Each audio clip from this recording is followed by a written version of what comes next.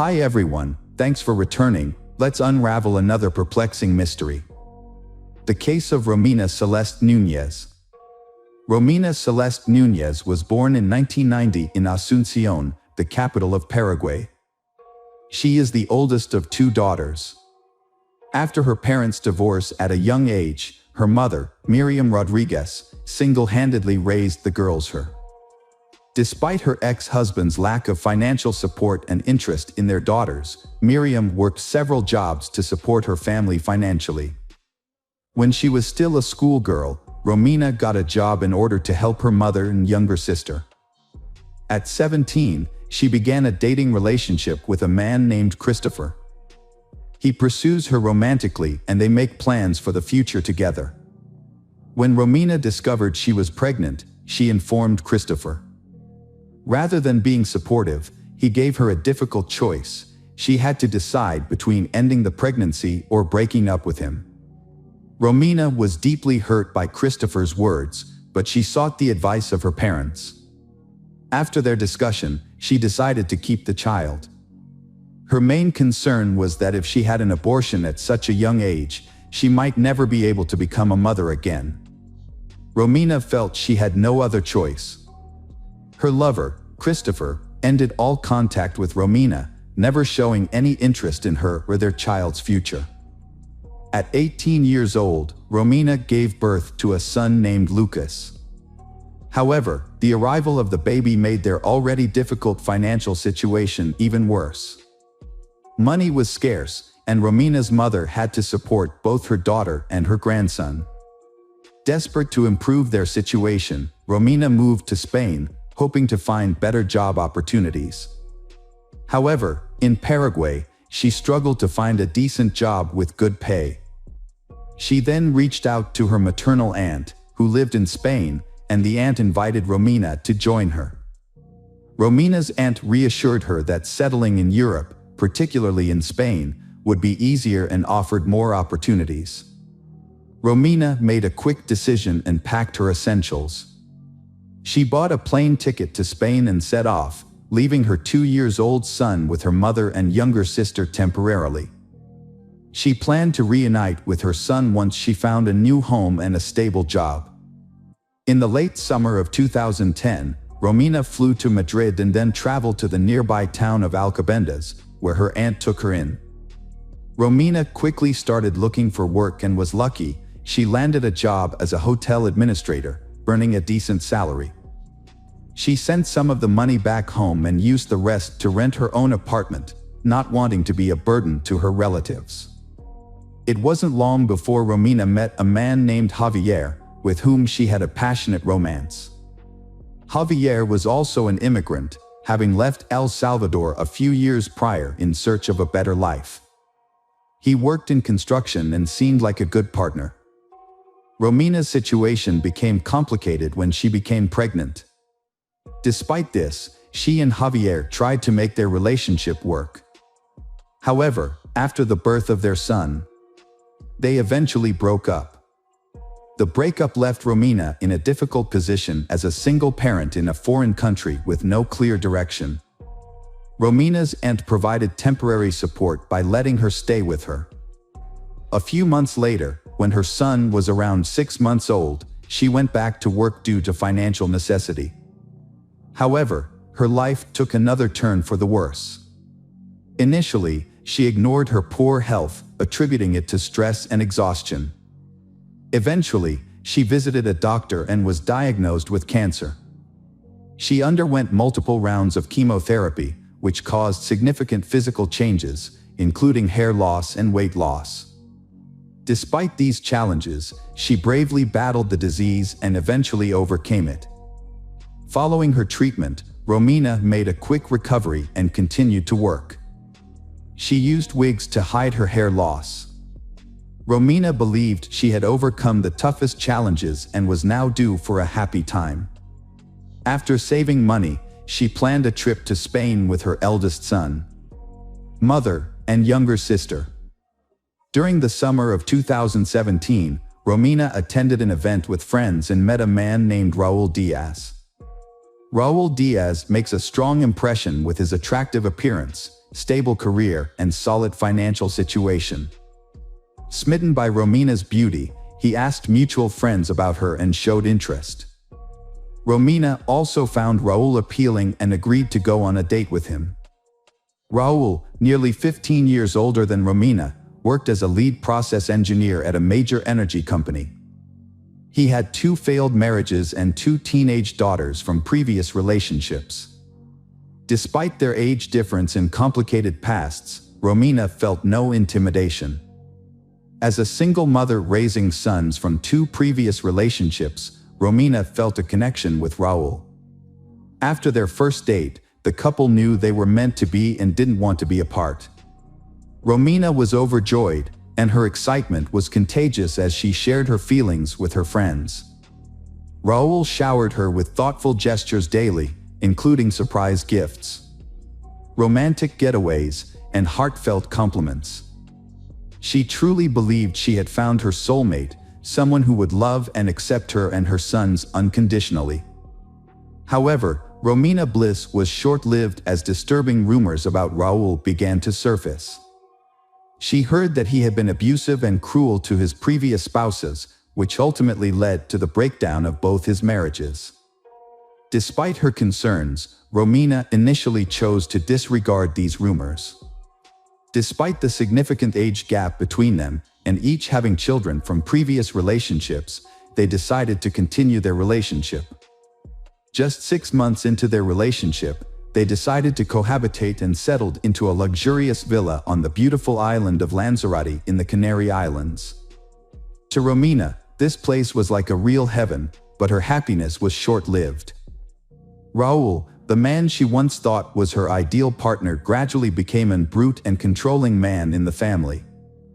The 3 of them, Romina, her youngest son, and Raul, struggled to live together in harmony. Raul attempted to present himself as a husband and good father. And Romina even thought he would be the ideal father for her children. He promised her a long and happy life together, where he would fully support her and the children, leaving them wanting for nothing. Believing Raul's words, Romina agreed to marry him when he proposed. However, Raul wanted them to have some private time after the wedding, to they enjoy their time together. In fact, Raul wanted to take Romina's oldest child out of Paraguay and also wanted to get rid of her youngest son.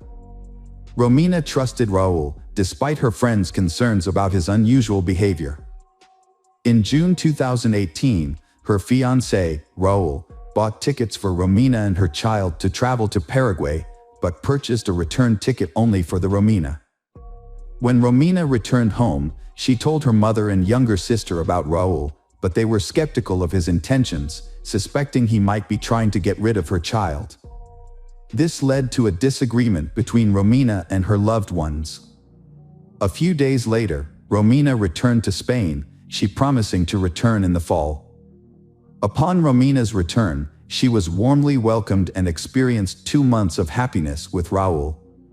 However, in August, just a few days before their wedding, he brutally attacked her. This incident shocked Romina, but Raul begged for forgiveness on his knees, promising it wouldn't happen again. Believing him, Romina didn't report the incident to the police and kept it a secret. On August 10th, she held a wedding with Raul, covering up her bruises and marrying the man who would later take her life. 2 weeks after her wedding, Romina traveled back to Paraguay for a brief visit with her family, rather than to pick up her sons as she had originally intended. Romina's mother and younger sister were shocked by the changes they saw in her. Romina seemed upset and lost, had a noticeable limp, and bruises on her neck, which she tried to conceal with a scarf. When asked about her condition, Romina would remain silent or claim the injuries were caused by an accident. Romina told her family that her husband suggested the visit, as she had not seen her children in a while and missed them dearly. Her mother, Miriam, even praised her son-in-law for his kindness. However, Miriam still sensed something was wrong and was concerned about her daughter's unhappiness. Romina spent almost a month at home, which surprised her family, especially since she had just gotten married. Eventually, in mid-September, she secretly borrowed money from relatives for a return ticket to Spain. This was because her husband refused to pay for her trip back. This should have been a warning, but Romina still held on to the hope that her marriage would ultimately be happy. Romina's mother, younger sister, and 2 sons last saw her at the airport on September 17th. After returning to her husband, Romina's life gradually turned into a nightmare. It was eventually revealed that her husband, Raul, was addicted to drugs and no longer hid his addiction from her. While under the influence, he became violent and tortured her. Although Raul repeatedly abused Romina, whenever she tried to leave him, he would make promises to change and vow that the abuse would not happen again. After each incident, there will be a brief period of peace, during which Raul will show affection, where Raul would show affection, give gifts, and plan romantic dates. However, over time, these lulls became shorter, and the episodes of violence occurred more often. Just before the new year, Romina confided in her best friend about her fear of Raul, believing he might one day kill her. On December 29th, Raul severely beat Romina, forcing her to seek medical attention. Hospital staff suspected something was wrong and wanted to report the matter to the police. However, Raul intervened, claiming Romina had injured herself and denying any wrongdoing. Romina then refused hospitalization, choosing to go home instead. On January 1st, 2019, Miriam, Romina's mother, attempted to reach her daughter by phone multiple times, but Romina didn't answer. Concerned, Miriam then called her daughter's spouse, Raul, but he didn't answer either. After several days of not hearing from her daughter, Miriam sent a message to Raul stating that she was going to report this to the police if she didn't get any feedback. Raul immediately responded by calling Miriam back and explaining that he and Romina had an argument on December 31st. Following the argument, Romina packed her belongings and left him. Raul assured Miriam that Romina was just upset and would return once she cooled down, as she had done before, in similar situations. However, Miriam was not convinced by Raul's explanation and suspected that something may have happened to her daughter. She insisted that Raul go to the police to report the situation. Raul did not report his wife's disappearance until January 8th, and only did so because her relatives pressured him to take action. However, his story was different this time. He claimed his wife had taken his money after they quarreled and might have traveled to Paraguay to visit their children. Raul's testimony was inconsistent and contradictory, fueling further questions and doubts. As a result, law enforcement took a closer look at Raul and the couple's life. After interviewing friends and relatives, they uncovered signs of a troubled marriage. Romina had confided in loved ones about Raul's abusive behavior. Others had noticed bruises and injuries on her body, leading them to suspect that something more serious was going on. Raul was placed under secret surveillance, and his phone calls were tapped. Despite this, he seemed to know that he was being watched and was extremely cautious for a long time. The investigation continued, and investigators soon discovered a crucial piece of information. On December 29th, Romina was taken to the hospital with severe signs of beatings, but her husband forbade her from reporting the incident to the police. This incident did not happen just once, as Romina had reported domestic violence a few months ago, but she withdrew the report the next day. Raul eventually let his guard down during a phone conversation with a police officer who was a relative. In this conversation, he claimed that his wife was no longer alive and that her body would never be found. This is an important lead in the case, and Raul was arrested as the main suspect. He was then taken in for an interrogation. During questioning, Raul claiming that on New Year's Eve, Romina had become intoxicated and demanded that he move her children into their home immediately. When he refused, Romina became aggressive, throwing objects at him and starting a fight. Raul claimed that he left the house to calm down, but returned a couple of hours, later to find Romina unresponsive in the bathtub. Raul claimed Romina died from suffocation due to being heavily intoxicated, but he was afraid of being suspected of being her killer. As a result, Raul attempted to conceal the evidence and decided to remove all traces and then report her disappearance. However, everyone was amazed at the way he handled the body. Raul claimed that he burned Romina's body in a barbecue area located in a private courtyard of their upscale residential complex. He believed the private location would prevent neighbors from seeing or smelling the burning body. Unfortunately for Raul, a barbecue is not an efficient tool for burning a body, and the remains were still intact after a few hours. He then took out the remains, dismembered the body, packed them in bags, and rented a car a couple of days later. Raul drove to a remote, deserted area on the island and threw the dismembered body into the sea from a rocky point. Authorities searched the shoreline for weeks, scouring the areas where Raul claimed he had disposed of the remains. Divers were also involved in searching the ocean floor. Tragically, despite massive search efforts involving numerous volunteers, no body fragments were recovered. The case continued unfolding, with Raul eventually being formally charged with domestic violence and murder on January 16th. Following a thorough search of Raul's home using specialized equipment and lumino, investigators discovered multiple traces of washed-up blood in various rooms. The investigation also revealed that Raul had bought caustic soda on the internet, a strong chemical often used to dissolve and remove organic substances and old paint. In a room on the second level, further evidence was uncovered. The man had attempted to clean a bloody stain on the floor, but in doing so, he damaged the flooring and decided to paint over the area. According to the investigation, this room is where Raul chopped his wife into pieces. Key evidence was discovered that suggested a violent struggle took place. A broken piece of Romina's fingernail with blood and a layer of skin from Raul were found on the floor, indicating she was still alive and resisting when the attack occurred. Additionally, in the bathroom, Romina's contact lens was discovered stuck to a tile on the wall, possibly dislodged from a forceful blow to her face. Despite their exhaustive search, investigators initially failed to find Romina the body. However, the police station received a call from a tourist who reported a suspicious object on the beach, a piece of lung tissue that could have belonged to either a human or an animal. In late February, forensic analysis confirmed that the lung tissue belonged to Romina. Throughout the investigation, Raul maintained his innocence, sticking to his claim that Romina had unintentionally drowned in the bathtub due to intoxication. Notwithstanding evidence of a violent struggle found in the house, Raul insisted he did not use any tools or objects to dismember her body. Raul's claim of trying to burn his wife's body completely on a barbecue was untrue. There were several reasons why this could not have happened.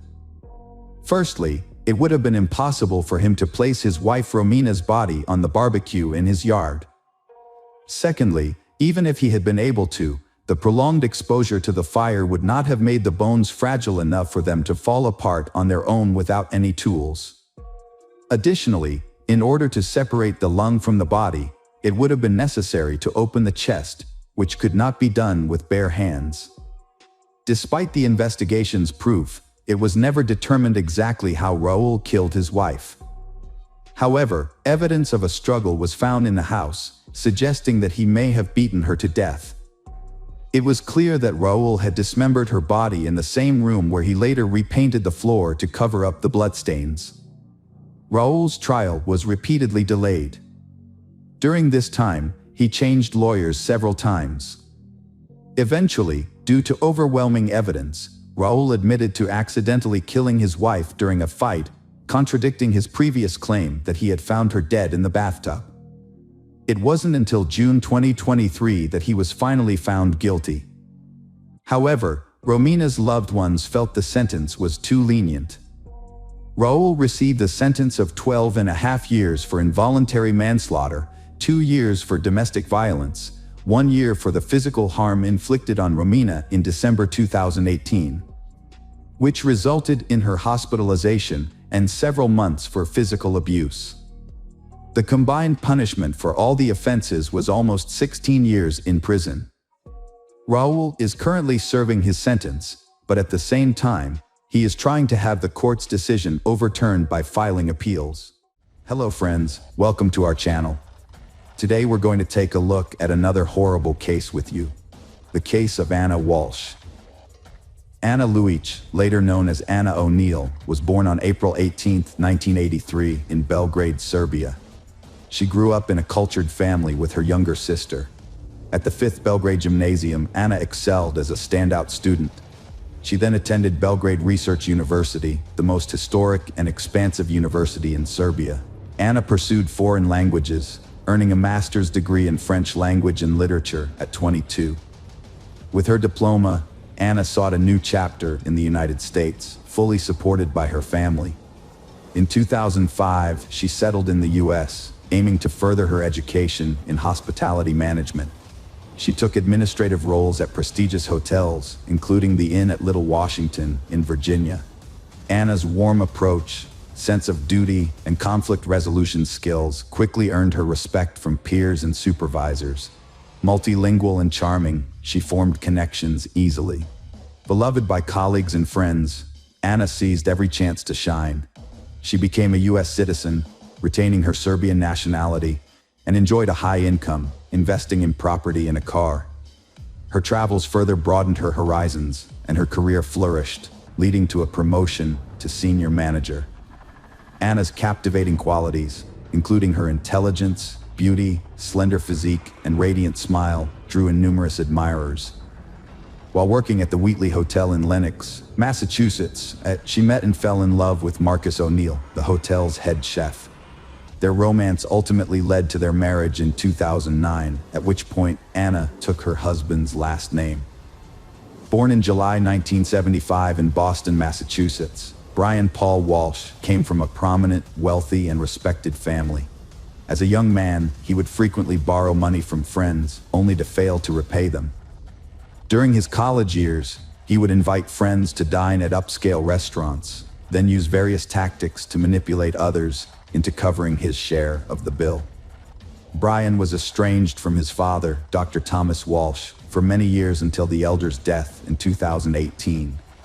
The estrangement dated back to when Brian fraudulently withdrew nearly $1 million from his father's personal account and disappeared with the money.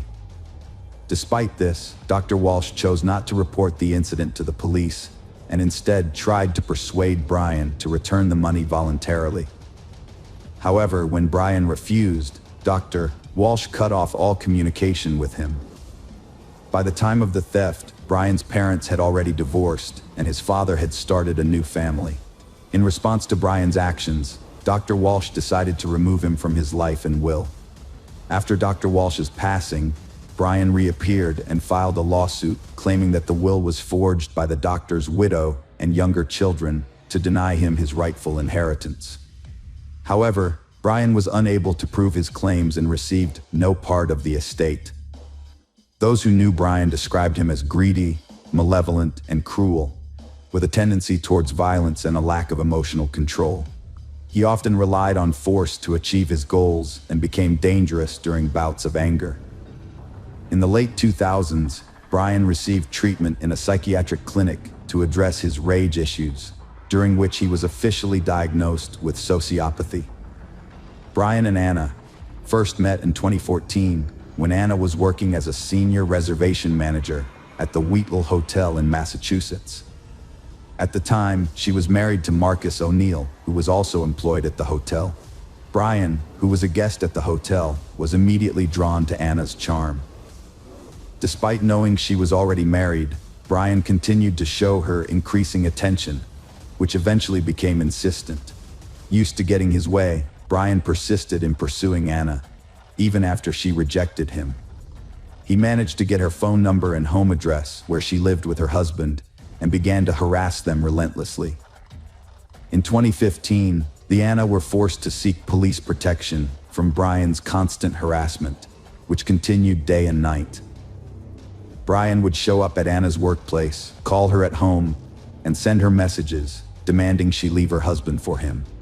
The situation took a dark turn when Brian threatened to harm Anna and her husband if she didn't comply with his demands.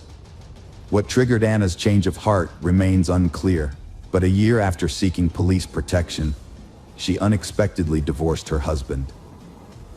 Months later, Brian became her second husband. They settled into a luxurious home in Quezon, Massachusetts, an upscale neighborhood about 20 miles southeast of Boston. They had 3 sons in quick succession, with the boys being 2, 4, and 6 years old at the time of Anna's disappearance. Despite having a demanding job, Anna successfully balanced her career with motherhood, never taking maternity leave. She became the regional general manager at Tishman Speyer, a real estate company, earning a high salary and becoming the primary breadwinner for the family. Due to her frequent business trips to Washington, D.C., she also bought a second home in her name, where she stayed during these trips. To help take care of their children during her absences, Anna relied on visiting nannies. Meanwhile, Brian was unemployed while his wife was building their family and advancing her career. He had spent most of the $1 million he had taken from his father, and all of Anna's acquisitions were registered in her name. As a result, Brian was actively searching for ways to generate effortless income. Before marrying Anna, Brian had formed a connection with a wealthy individual in South Korea, whose family possessed an impressive art collection. After returning to the US, Brian maintained this connection and was unexpectedly asked by his friend to assist in selling several Andy Warhol paintings. Instead of just earning a commission, Brian decided to profit from the transaction. He gained access to a series of abstract Warhol paintings titled Shadow and appraised each one, obtaining authenticity certificates. Then, he created copies of both the paintings and documents. Brian found artists who could create precise replicas, convincing them he needed backups, since each original was worth around $250,000. For several years, he successfully sold fake paintings as originals to collectors worldwide. However, one buyer, an expert in Andy Warhol's work, quickly identified a forgery and sued Brian. The FBI investigated, and in April 2021, Brian pleaded guilty to selling counterfeit art. He was placed under house arrest after his lawyer negotiated a deal, requiring him to return the proceeds to the buyers and avoid prison time. Brian was under house arrest, but he was allowed to leave his house twice a day for specific activities. He could drive his children to and from school, and had a 2.5-hour window in the morning to visit a limited list of approved places in his neighborhood, such as stores, pharmacies, and dry cleaners, to buy essential items. On December 31st, 2022, Mrs. Anna Walsh mysteriously disappeared. The Walsh family had planned to celebrate New Year's Eve together at home, just the 5 of them, Anna, Brian, and their 3 young sons. After the boys went to bed early, Anna and Brian stayed at the dinner table. That evening, Anna posted a message on social media, wishing everyone a happy new year, and hinting that the past year had been tough, but she and Brian were still together. Anna was scheduled to fly to Washington, D.C. for work on January 3rd, but when she failed to show up, her employer Tishman Speyer reported her missing to the police on January 4th. Brian also reported her missing, worried that he hadn't been able to contact her for days. According to Brian, he last saw Anna on January 1st when she woke him up early in the morning, claiming she had to go to work due to some issues and her boss had asked her to come in earlier than planned. He believed she then headed to the airport with only a few belongings. However, several inconsistencies in the case soon arose. For instance, Anna had not bought, changed, or reserved a flight ticket for January 1st, and she had not canceled her scheduled flight for January 3rd. Additionally, she was not seen at the airport on either January 1st or 3rd. Furthermore, it was unclear how she left the house since her personal car was still in the garage and she had not called a taxi. Brian's suggestion that she might have hitchhiked was not convincing.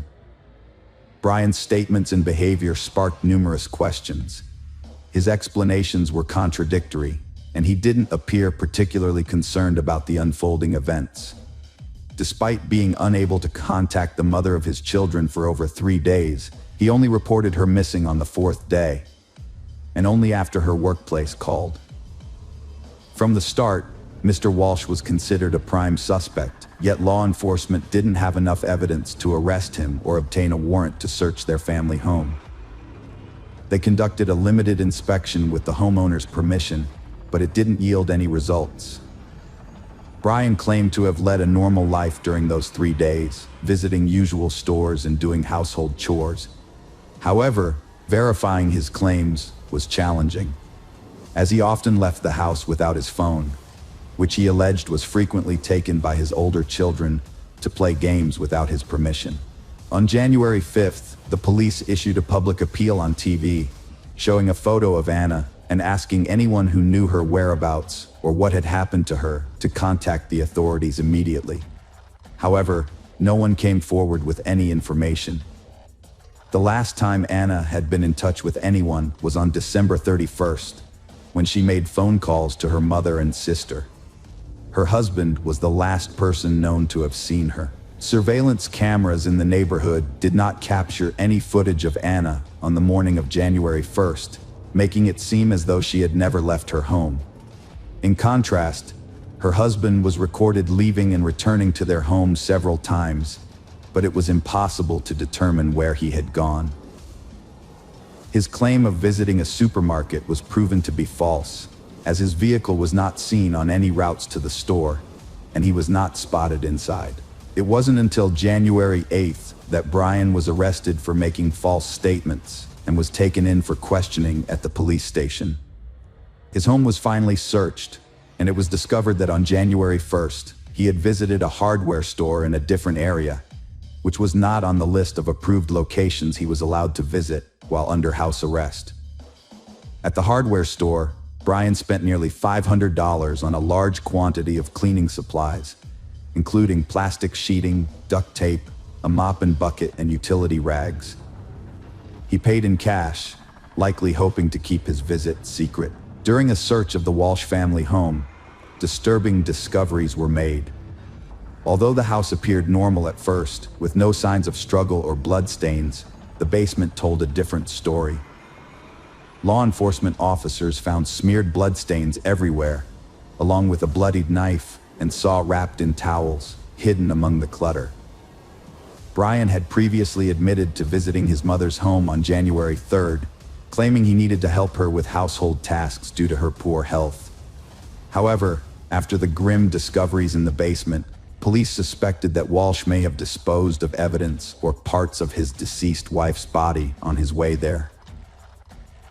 They inspected trash bins in the area where the couple lived, as well as along the road to his mother's house, and found a kitchen hatchet with dried blood and several blood-stained towels, similar to those found in the Walsh basement. Forensic analysis confirmed that the blood in the basement on the towels, knife, hatchet, and saw belonged to Anna, confirming her death. The seized laptop and tablet revealed a disturbing search history. Weeks prior to his wife's disappearance, Brian had been actively searching online for information on the most favorable states for divorce in terms of property division. He also looked into whether he could claim the second home in Washington, D.C., which was owned by Anna and registered solely in her name, suggesting a possible motive for the crime. One of the earliest searches, made around 4 a.m. on January 1st, was about how long it takes for a body to decompose. This was followed by nearly 24 searches on how to dispose of a body, including how to clean up blood traces, how to dismember a body, and whether a body could be identified if the teeth were removed. He also searched for information on how long DNA traces last and whether a person could be charged with a crime if the body was never found. All of these searches were conducted on his young child's tablet. By January 3rd, Brian's searches had shifted to inheritance, as he looked into how and when someone can inherit the property of a person who has disappeared. This suggests that he was confident he would avoid punishment and was preparing to claim the inheritance. On January 18th, Brian was officially accused of murdering his wife, even though her body or remains had not been discovered. Prosecutors allege that on New Year's Day, Brian intentionally or accidentally killed his wife, then decided to get rid of her body by dismembering it in their home's basement. He allegedly put the body parts in plastic bags and threw them away in trash cans located in different areas of the city. The area surrounding the Walsh home, as well as nearby empty lands, wooded areas, and bodies of water, were extensively searched for evidence, but nothing was found. The defendant, Brian Walsh, has pleaded not guilty and is refusing to reveal what happened to Anna's body. Recently, Anna had been unhappy and was considering divorcing her husband, which she mentioned several times during phone calls with her mother and sister the day before she vanished. However, her mother did not take Anna's threats seriously and decided to put off her visit. The trial is ongoing, and Brian is being held at the Norfolk Correctional Facility as he awaits his next court date. Anna's mother is following the investigation from her home in Serbia and has not traveled to the United States. The Serbian Ministry of Foreign Affairs has contacted the New York consulate, which is in touch with the Norfolk District Attorney's Office to ensure Anna's mother is kept informed about the investigation and hearings. Brian and Anna's 3 sons are now in state custody because none of Brian's family members are willing to care for them. They cite Anna's mother's age and poor health, and her sister, who lives in Canada, has also declined to take in her nephews. The only person willing to take the boys in is Pamela Bond, a close friend of Anna's, who prefers this to them being separated and placed in different foster homes. Hello friends, welcome to our channel. Today we're going to take a look at another horrible case with you. The case of Shanynthia Gardner. Shanynthia Gardner was born in Memphis, Tennessee, in the late 1980s. Shaninthia's childhood was relatively ordinary. She was a beautiful, slender, curly-haired brunette with a talent for music and a creative spirit. She had a gift for composing songs and singing, which earned her local recognition and fame. Her love for music was just one of her passions. In addition to singing, Shanynthia enjoyed fashion and photography. She was a natural in front of the camera and had an artistic eye for capturing everyday moments. Despite her many creative pursuits, Shanynthia was also devoted to charity and her faith. She regularly attended church and prioritized her family's needs. Her life seemed to be on a promising path, filled with potential and possibilities. Shanynthia was 14 years old when she met Dur Clayton through mutual friends. They quickly discovered common interests and became friends. As they grew older and graduated from high school, their friendship evolved into a romantic relationship. They were perceived as a serious and stable young couple, but had some minor run-ins with the law, including traffic violations and disorderly conduct. In 2008, Dur faced a serious accusation of assaulting a woman, although it was allegedly unintentional. Fortunately for him, the charges were eventually dropped. That same year, Shanynthia and Dur began living together, and they had a son. Shanynthia took on a caring motherly role not only to their son but also to Dur's 2 children from a previous relationship. Sonia Clayton, Dur's mother, considered Shanynthia a part of their family, not just she her son loved. Shaninthia's devotion to her children made her special in Sonia's eyes. Although the relationship between Shanynthia and Dur was short-lived, they maintained some contact after the breakup. In Sonia's opinion, Shanynthia remained a good partner and caring mother to Dur. Shaninthia's marriage to Martin Gardner marked a new chapter in her life. He brought joy and stability, and she won him over with her kindness and love for children. To Martin, Shanynthia embodied feminine tenderness and wisdom. Shanynthia and Martin's life together progressed quickly. In September 2013, they moved into an apartment in southeast Shelby County and started their life together. After their wedding, they welcomed their first child, Telone. The following year, Saya was born, and soon after, 2 more girls, Savi and Yazzie, joined the family. In total, Martin and Shanynthia had 4 children together, in addition to Shaninthia's child from a previous relationship. For the young mom, her children were always the top priority. She enjoyed her part-time work at the children's hospital and was also actively involved in a center that raised funds to support children in need. Helping others was her true calling, and she dedicated her life to it with gratitude. Friday, July 1st, 2016, began like any other ordinary day. At around noon, Shanинthia was speaking with her husband, Martin, over the phone. Her voice remained calm, as it typically was. She told her husband she was going to watch a movie with the kids, giving no indication that anything was amiss on this ordinary day. However, during a quiet conversation between the spouses, a sudden and inexplicable madness took hold of Shanинthia. She grabbed a kitchen knife and entered the living room, where she attacked her 6-month-old daughter, Yazzie.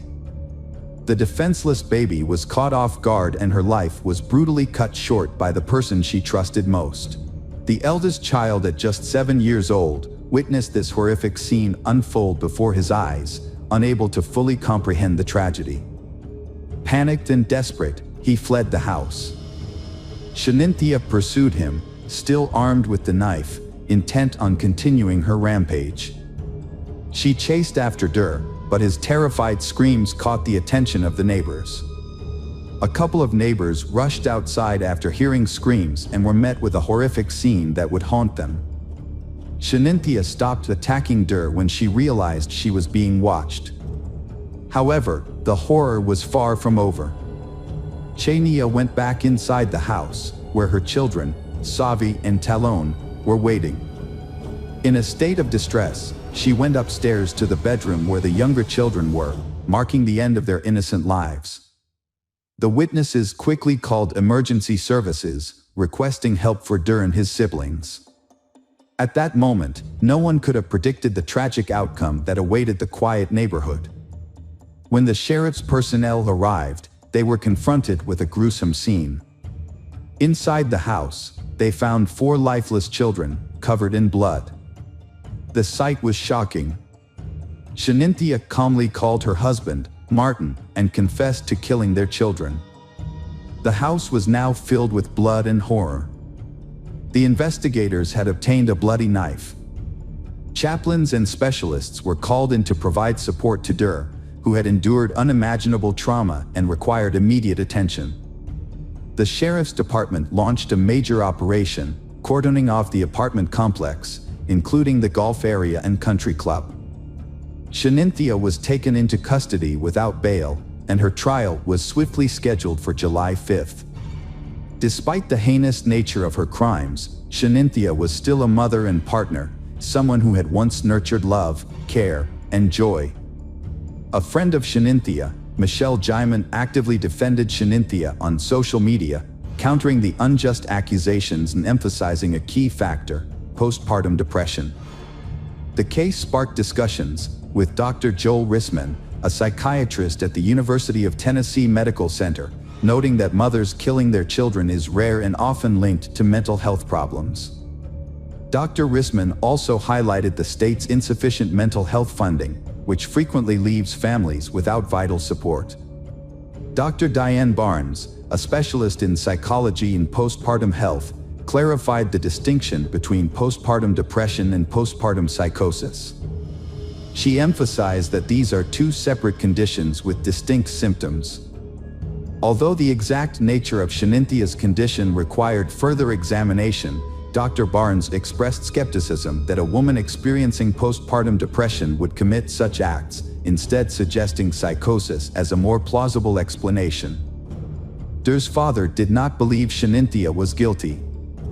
Although he was not his son's guardian, he was able to visit him after his relationship with Shanинthia ended, but this stopped in November 2014. He noticed Shanинthia becoming more radical and controlling. His attempts to contact his son were unsuccessful, and he was excluded from his life. Those close to Shanинthia noticed a significant change in her. She began experiencing discomfort, which turned into anxiety, paranoia, and panic attacks. Her behavior became unpredictable, and some suspected postpartum depression. This was a shock, as Shanynthia was seen as strong and dependable. She had always been in control, but now seemed to be struggling. Shaninthia's sudden change in behavior in March 2015 left many people baffled. At first, her friends and family couldn't understand what was happening. One day, she left work early, picked up her children, and drove them down an unfamiliar road, away from their home. Her husband, Martin, thought she was just going for a walk in a park, which was a normal part of her daily routine, so he wasn't immediately concerned. However, as the hours went by, Shanynthia never came home, which worried Martin greatly. He decided to alert the authorities to look out for his wife, who was driving with their 5 children. Shanynthia drove over 74 miles east, from Memphis to Corinth, but it's unclear why she chose that destination, as she didn't know anyone there. She was later found in the emergency room of St. Francis Hospital, but the police didn't explain how she ended up there. Shanynthia had superficial cuts on her neck and one wrist. If she had attempted to harm herself, her children were the only witnesses, but they were too young to understand what was happening. Eventually, the authorities brought Shanynthia home. However, her behavior became even more unusual after that. She told Martin that someone was threatening her and their family, which shocked him, as she provided no details about the supposed threat or who was behind it. There had been no previous incidents of this kind. When Shanynthia was with family and friends, she began complaining about her job and workload, claiming it made her feel terrible. She soon started saying that some co-workers wanted to harm her. Despite these strange claims, Shanynthia showed no signs of being violent or abusive towards her children or others. The investigation into Shanynthia Gardner's case proved to be a challenging process. Craig Morton, her defense attorney, opted not to discuss the case with the media in its initial stages, deeming it premature for such comments. During the court hearing on July 5, 2016, Shanynthia remained silent, appearing via video link. Despite being questioned by Judge Lambert, she refrained from speaking. Following the trial, Shanynthia was transferred to the Mental Health Institute. Her relatives attended the courthouse but chose not to speak with reporters. Meanwhile, Morton's attorney and prosecutor Jennifer Nichols intended to file a motion to preserve evidence, including information obtained from social media. January 2017 saw Shanynthia formally charged with 4 counts: aggravated child abuse, aggravated murder with a deadly weapon, another count of aggravated child abuse, and child neglect. The investigation into the mysterious and gruesome events continued, leaving the community seeking justice and answers to numerous questions. During the hearing, loved ones of Shanynthia testified about the events of that fateful day. Sonia, Martin's mother, was shocked to learn of the tragedy and rushed to the scene to find her grandson, Der. Initially, she thought something supernatural was involved, but as the shock wore off, she considered possible motives. Sonia wondered if their potential divorce and fear of caring for 5 children alone might have driven Shanynthia to commit the horrific act. The trial was significantly delayed due to Shaninthia's multiple psychiatric evaluations. However, in 2021, the non-jury trial finally commenced. The defense centered its strategy around Shaninthia's mental illness, while the prosecution acknowledged her condition but argued that she could distinguish right from wrong and understood the illegality of her actions. In December 2021, Judge James of the Shelby County Criminal Court rejected the defense's argument, and Shanynthia Gardner was found guilty of all charges. 2 months later, Shanynthia, 34, appeared in court for sentencing, accompanied by her husband Martin. Judge James sentenced her to life in prison for each murder count, plus 15 years for each count of child abuse and neglect. Shanynthia can apply for parole only after serving 51 years. Considering the 5 years she spent in prison before sentencing, she will be eligible for parole in approximately 46 years, at the age of 80. After the sentencing, the prosecutor expressed agreement with the decision, citing that it aligned with their goal of achieving justice for Martin and his children. Upon hearing the verdict, Martin felt a sense of relief knowing that Shenanthea would no longer be able to harm any more children. An evening vigil was held at the apartment complex where the family lived, attended by neighbors, family members, and law enforcement officers. The gathering was a tribute to the innocent victims, with attendees holding red and white candles and offering prayers for the departed souls. The Reverend Pastor of the Baptist Church emphasized that the vigil marked the beginning of the community's healing process. He noted that those present were united in their desire to support the surviving baby and his father during this challenging time. Duar did not attend the memorial ceremony, with his grandmother Sonia explaining to the media that he was too consumed by anger to participate. The president and CEO of the Children's Hospital where Shenanthea worked extended condolences on behalf of the hospital staff. Martin's colleagues created a social media account to support him with the funeral arrangements for his 4 children. At the ceremony, Martin displayed remarkable strength and dignity in his speech as he shared a few words about his children and family.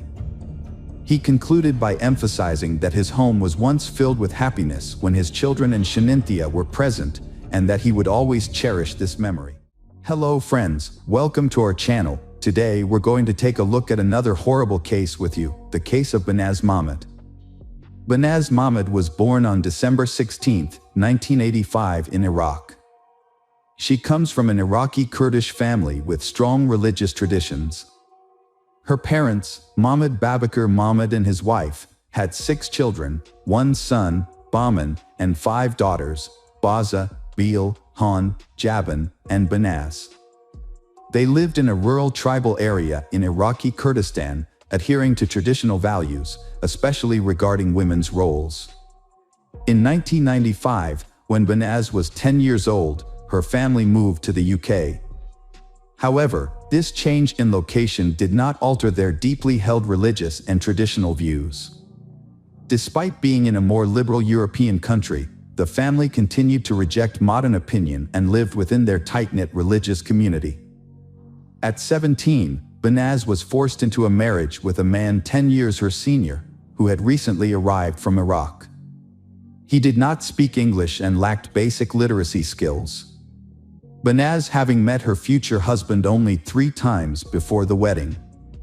Banaz, described as a girl with brown eyes, long dark hair, and a kind smile, followed tradition and moved into her new husband's home, despite him being a stranger to her. From the start, Banaz suffered physical and emotional abuse at the hands of her husband. Despite having lived in the UK and being aware of her rights, she was trapped in a cycle of violence. She tried to leave her husband multiple times, but her family forced her to return, as it was considered a disgrace for the entire Mahmoud family. With no support from her relatives, Banaz turned to the police twice, but they failed to take action, leaving her vulnerable to further abuse. In July 2005, after 2 years of marriage, Banaz finally escaped her husband's house and returned to her parents' home. After leaving her husband, Banaz felt a sense of freedom. She met Romina Soleimani, and they fell deeply in love. However, they had to keep their relationship a secret. They would only communicate twice a day, exchanging messages in the morning and evening. Romina was unlike the men surrounding Banaz, as he was calm, wise, and courteous. He treated she with great respect and kindness, instantly winning her heart. Before long, they began envisioning a future together, discussing wedding plans and a happy family life. They even chose names for their potential children. These joyful dreams brought Banaz happiness and gave her the strength to cope with the hatred and aggression from her family. In early October 2005, Banaz was walking down the street when she noticed a car following her. She recognized the people inside as Kurdish migrants sent by her father. Knowing her family's history, Banaz became terrified for her safety. On October 10, 2005, Banaz visited the police station again. During a 2-hour conversation, she shared detailed information about her life with her husband, including the physical abuse she suffered, her family's resentment, and the recent surveillance. She told the police that her husband had repeatedly beaten her, and during one incident, he nearly knocked out her tooth because she dared to call him by his first name in public. Banaz had previously informed the police that she feared for her life, but her concerns were ignored. The police failed to investigate her claims, neglecting to interview her family and husband to verify the accuracy of the information. She was told to contact them again if she felt threatened. Banaz and her boyfriend, Romina, secretly met for about 2 months without being detected. However, in early December 2005, they were spotted by members of her family near a London subway station. This information was immediately reported to her father. That evening, her male relatives gathered at the family home, where they discussed her actions and deemed them unacceptable. Her uncle, Ari Mahmoud, declared that Banaz should be killed to restore the family's honor. Banaz overheard this conversation. Following this, Banaz went to the police again and explained that she had been under surveillance for months. She also told them that her family intended to kill her. She provided a list of 5 family members who were involved in the plot, but the police did not take her seriously.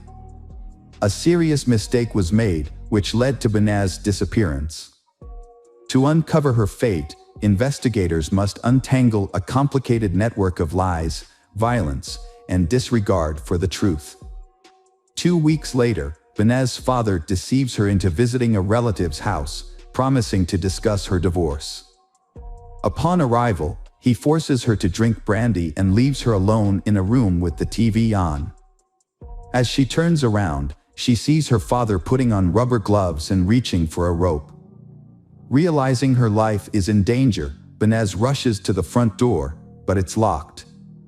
To escape, she breaks a window, cutting her hands on the shards. Banaz manages to reach a nearby cafe, where she collapses. Paramedics arrive and take her to the hospital, where the police are called. When Banaz regains consciousness, she contacts Romina and asks him to come.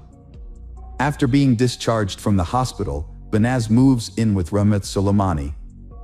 They celebrate the start of 2006 together and are happy.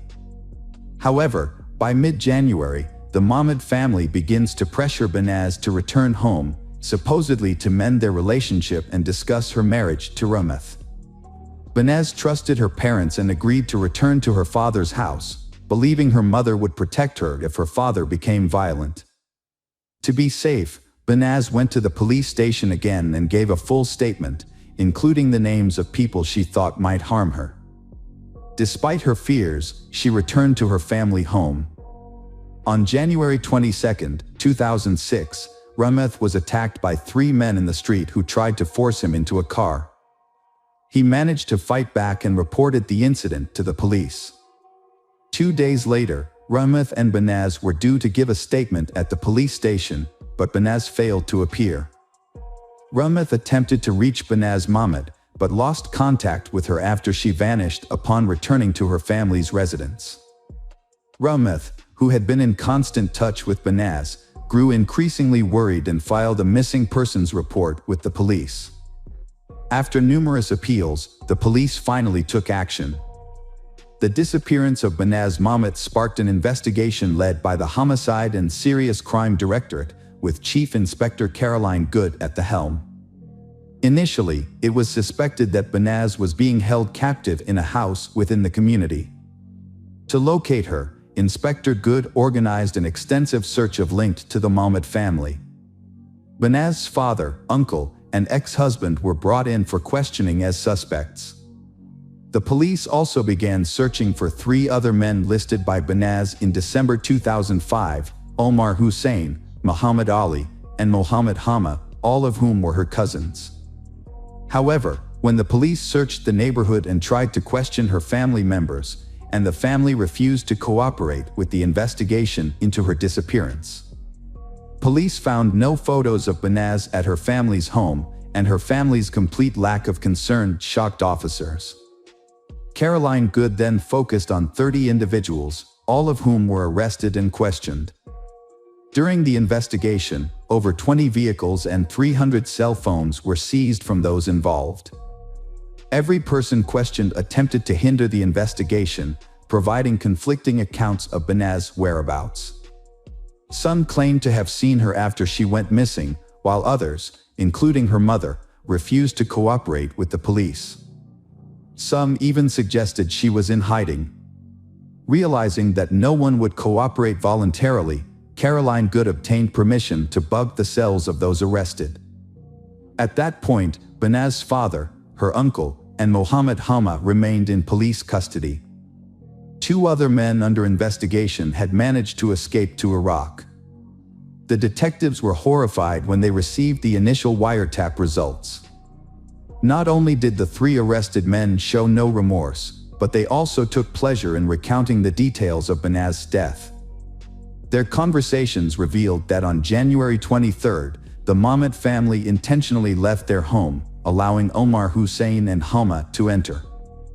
Once inside, they attacked Benaz, subjecting her to a 2-hour ordeal of beatings and violence. As the torture came to an end, Hama wrapped a cord around Benaz's neck and strangled her. When recalling the final moments of Benaz's life, Hama couldn't contain his laughter. However, it was Mohammed Hama's admission of being present when Romina was threatened that became the turning point in the case. While Hama was being held in a cell awaiting trial, his phone conversations were secretly recorded. Caroline Good listened to these recordings with growing horror as the suspect proudly described the gruesome details of the murder. In the recordings, Hama provided a detailed account of what they did to Benaz. Despite being terrified and vomiting, Benaz remained silent. Hama then wrapped the rope around her neck 3 times, pulling it so tight that it dug into her skin. As he continued to speak with excitement, he placed his feet on her back and pulled and tugged on the rope. Benaz clung to life until her last breath. It took the perpetrators over 30 minutes to kill Benaz. The brutality of the crime was too much for Caroline Good and the detectives, and they couldn't hold back their tears. Benaz's cousin, Dana Amin, 30, was present in the house and helped the perpetrator put Benaz's body in a suitcase. Muhammad Ali then dragged the suitcase out of the house to a waiting car nearby. Hama revealed that a police car drove by, but the officers didn't notice the suitcase, which had hair and an elbow protruding from it. The very people meant to protect Benaz were involved in plotting her murder. They strangled her with a shoelace, stuffed her body into a suitcase, and took it outside of London. Snippets of conversation mentioned a derelict house with a garden in Birmingham. Caroline Good used the information gathered and matched it with the movement data from the arrested suspects' phones to identify the search area. Due to the vastness of the area, the search could have taken a long time. During a conversation with the suspects, one of them suddenly turned to the other and asked if they had put the freezer back where it originally was. This sparked an idea for Caroline Good, now knew what to look for. A police helicopter was deployed to scan the area and spotted a house with a backyard filled with trash, including a white oblong object resembling a freezer that stood out among the black garbage bags. Upon closer inspection of the suspicious house, the officers' suspicions were confirmed. The police officers began digging, but as the hole reached shoulder depth, they were on the verge of giving up, all except Caroline Good. She recalled the words of Mohammed Hama, who had boasted to relatives that he had buried the victim so deep that she would only be found with the help of an informant. Caroline Good convinced the team to extend the search for another day. On the evening of April 28, 2006, their persistence paid off, and the suitcase was finally found. Unfortunately, Benaz's remains were in extremely poor condition, making it necessary to rely on dental records and DNA samples for identification. Her body was discovered folded into a fetal position, hidden in a suitcase and buried beneath a freezer in the garden of a Birmingham house. On May 1, 2006, the suspects were formally charged with the crime. However, they displayed no remorse, convinced that their actions were justified. Mohammed Hama even claimed that the case would not go to trial, as he believed he was simply carrying out an act of retaliation. Meanwhile, Caroline Good faced renewed opposition from the Kurdish diaspora community. Following the discovery of Banaz's remains, numerous individuals came forward to provide alibis for the suspects, claiming that they were in public on the day of the alleged and therefore could not have committed the crime. Approximately 50 individuals were involved or connected to Banaz's death in various capacities. Reflecting on the events, Caroline Good recalled feeling intense anger, disgust, and contempt for the men involved. She noted that 50 men had participated in the murder of one woman, and they took pride in their actions, which they saw as a demonstration of their masculinity. In March 2007, the trial against Mahmoud Babakar Mahmoud, Ari Mahmoud, and Mohammed Hamad began at London Central Criminal Court. Prosecutor Victor Temple described the crime as a cold-blooded and heartless execution that was orchestrated by the victim's father and uncle. In June 2007, a jury delivered finding all three defendants guilty of the charges and ineligible for leniency. The sentences handed down were severe. The father received a life sentence with a minimum of 20 years, the uncle was given life with a 23-year minimum, and cousin Mohammed Hama also received a life sentence with a minimum term of 17 years. Judge Brian Barker was scathing in his delivery of the verdict, stating, "You decided that your so-called family honor needed to be restored, which meant she had to die and her memory erased. This is a heinous and heartless crime.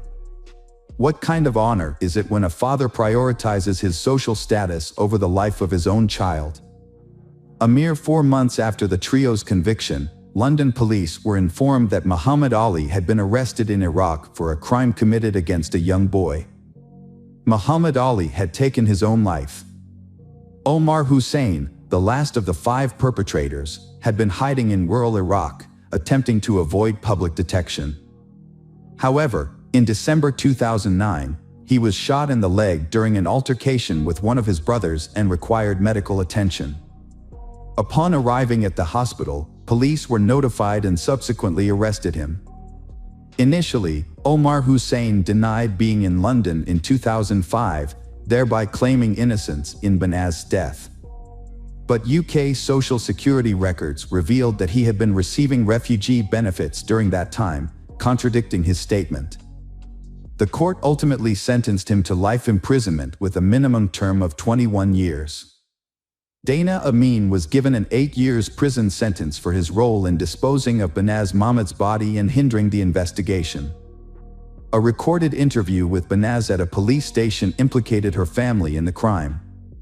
Banaz had previously handed in a letter to a police station in South London, naming individuals who threatened to kill her and her boyfriend Romina. The individuals named in the letter were from Banaz's family and the wider Iraqi Kurdish community. They were angry about her decision to divorce her husband, who treated her poorly. Despite several attempts to leave him, Banaz returned due to family pressure. The police failed to respond properly to Banaz's situation, which ultimately resulted in her death.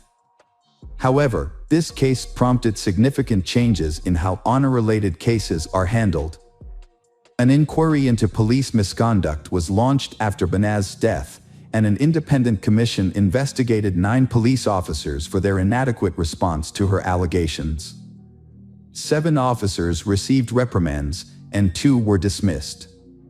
It is essential to recognize the tireless efforts of Caroline Good and her team, who successfully located Banaz's body, secured the conviction of her father and uncle, and brought the escaped perpetrators back from Iraq. Banaz was laid to rest at the Merton and Sutton Joint Cemetery in Morden. A memorial service was held in her honor on June 26, 2007, at the MN Auditorium, followed by the installation of a granite memorial headstone at her gravesite. The memorial was attended by a small group of people, including Romina Soleimani, Caroline Good, and Banaz's 2 sisters. Notably, Banaz's family did not attend either service. Romina Soleimani, who had been living in the UK under witness protection, was profoundly affected by Banaz's death. He penned a heartfelt letter expressing his love and grief, describing Banaz as the love of his life and his entire world. Unfortunately, his pain and suffering continued, and in May 2016, 10 years after the tragedy, he took his own life. This was his third attempt to end his life, a devastating consequence of the trauma he had endured. Hello friends, welcome to our channel. Today we're going to take a look at another horrible case with you. The case of Sarah Stern. Sarah Elizabeth Sarah was born on March 24, 1997, in Neptune City, New Jersey, to Michael and Susan Sarah. As their only child, Sarah received all the love and attention from her parents, who had been unable to have more children due to health issues. Sarah grew up to be a lively, cheerful, and outgoing child. She was involved in various activities, including school theater, photography, drawing, swimming, and softball. Her passion was art, and she aspired to become an artist or designer. After graduating from high school, Sarah enrolled in a local college to pursue her dream. Tragedy struck in the autumn of 2013 when Sarah's mother, Susan, passed away after a long battle with cancer. Despite periods of remission, the disease ultimately took its toll. This devastating loss was a tremendous shock to the family, particularly for Sarah, who was extremely close to her mother. After a period of struggling with depression, Sarah began to support her ailing father and care for their beloved dog, Buddy. As time passed, her life started to improve, and she set goals for the future. Upon graduating from college, Sarah planned to apply to a prestigious university in New York. Before pursuing further education, she hoped to travel the world, with a particular interest in visiting Canada and possibly even living there for a while. Her father, Michael Sarah, frequently traveled out of state for work, often for weeks at a time. However, he never worried about leaving Sarah alone, as she was a grown and independent young woman, and their town was considered safe. But on the night of December 3, 2016, around 2:30 a.m., an unsettling incident occurred. A concerned citizen reported an abandoned vehicle on the Belmar Bridge along Highway 35, prompting the police to become involved. The area was usually deserted at night, which made the lone, empty vehicle stand out. A taxi driver, who was taking a shortcut home across the old bridge on the outskirts, noticed the car parked on the side of the road. He stopped to see if anyone needed assistance, but found the vehicle empty with no one around. Concerned that the driver might have jumped into the water below, a tragic occurrence that had happened before in this spot, the taxi driver called the police. Police officers responding to the scene found the car's keys in the ignition and no signs of blood or struggle, leading them to initially believe that the owner may have intentionally left the car on the bridge to jump into the river. To investigate further, they checked the car's ownership and discovered it belonged to 85-year-old Lily Sarah, who lived in a nearby town. When officers visited Lily's home, they found her alive and well. She explained that she hadn't driven the car in years due to poor eyesight, and her 19-year-old granddaughter, Sarah, was the frequent driver. Lily tried to contact Sarah but was unable to reach her because her phone was turned off. She then provided the officers with her son's address, where Sarah lived, and informed them that Sarah was likely alone, as her father was out of town for work and wouldn't return until the following week. Sarah was nowhere to be found at her home. Although the back door was open, an initial search of the house didn't turn up any signs of foul play. However, they did find the family dog locked in one of the bedrooms, whining. Despite the open back door, there were no signs of disarray or struggle, and no evidence of an intruder. As the news of her disappearance spread, Sarah's father, Michael, rushed back home on the next available flight. Upon his arrival, he confirmed that everything was still in its place and nothing was missing. Notably, all of Sarah's personal belongings, including her passport, driver's license, and mobile phone, were still at the house. The police shared their initial concerns with Michael, suggesting that Sarah might have gone to the nearby bridge with intentions to harm herself. They asked if he had noticed any warning signs of suicidal tendencies or self-harm. Michael revealed that Sarah had struggled with depression after her mother's passing, but had made a full recovery with the help of loved ones and her studies. In fact, Sarah had big plans for her future, aspiring to become a designer and travel the world. To piece together what happened, the police needed to know who Sarah had contact with on the day she vanished, what conversations she had, and who saw her last. The first witnesses to come forward revealed that Sarah had spent most of December 2nd with her childhood friend, Liam McAtasney. As the last person to see her, Liam was a crucial part of the investigation. The police quickly decided to speak with him to gather more information and reconstruct the events of that day. When the police arrived at the McAtasney residence, they met with Liam's mother, who told them that her son was sleeping after a night shift. The officers asked her to wake Liam, who seemed confused about the situation. Once he was informed about Sarah's disappearance, Liam confirmed that they had spent the previous day together and agreed to go to the police station to give a statement. Liam shared that he and Sarah had attended college classes together that morning, but they decided to skip the last 2 lectures and go to her place to unwind instead. At her house, they played video games, chatted about their plans, and socialized. They briefly left her house twice to pick up food and visit a local supermarket. Liam left Sarah's house around 7 p.m. to go to his night shift job and did not see her again. Liam was also asked if Sarah had been struggling with any mental health issues. He explained that she had been battling deep depression since her mother passed away. He shared that Sarah often felt hopeless, wanting to escape or end her life, but he did not think that this meant she was planning to harm herself. He noted that she also struggled to connect with her father, leading to additional emotional strain. Liam considered it possible that Sarah's emotional state may have contributed to her disappearance. However, it was also clear that Sarah was planning a trip to Canada around that time and had recently exchanged money in preparation for her travels. Liam's testimony gained credibility when Canadian dollars were found in her bedside table drawer, though the amount was relatively insignificant. Preston Taylor, a close friend from high school, corroborated Liam's story. Preston mentioned that Sarah had struggled with depression, leading him to wonder if she had fled to Canada or taken her own life by jumping off a bridge. His emotional testimony underscored the strong bond he shared with Sarah. Despite these accounts, investigators soon ruled out the possibility of Sarah fleeing the country due to the absence of her passport. As a result, the search focused on the more distressing possibility of her having jumped to her death. A comprehensive search operation was launched along the river, involving divers, specialized equipment, and hundreds of volunteers, including police. However, strong currents posed a challenge, potentially carrying her remains or personal belongings far from the bridge, and thorough searches of both riverbanks were necessary to try to find any signs of Sarah.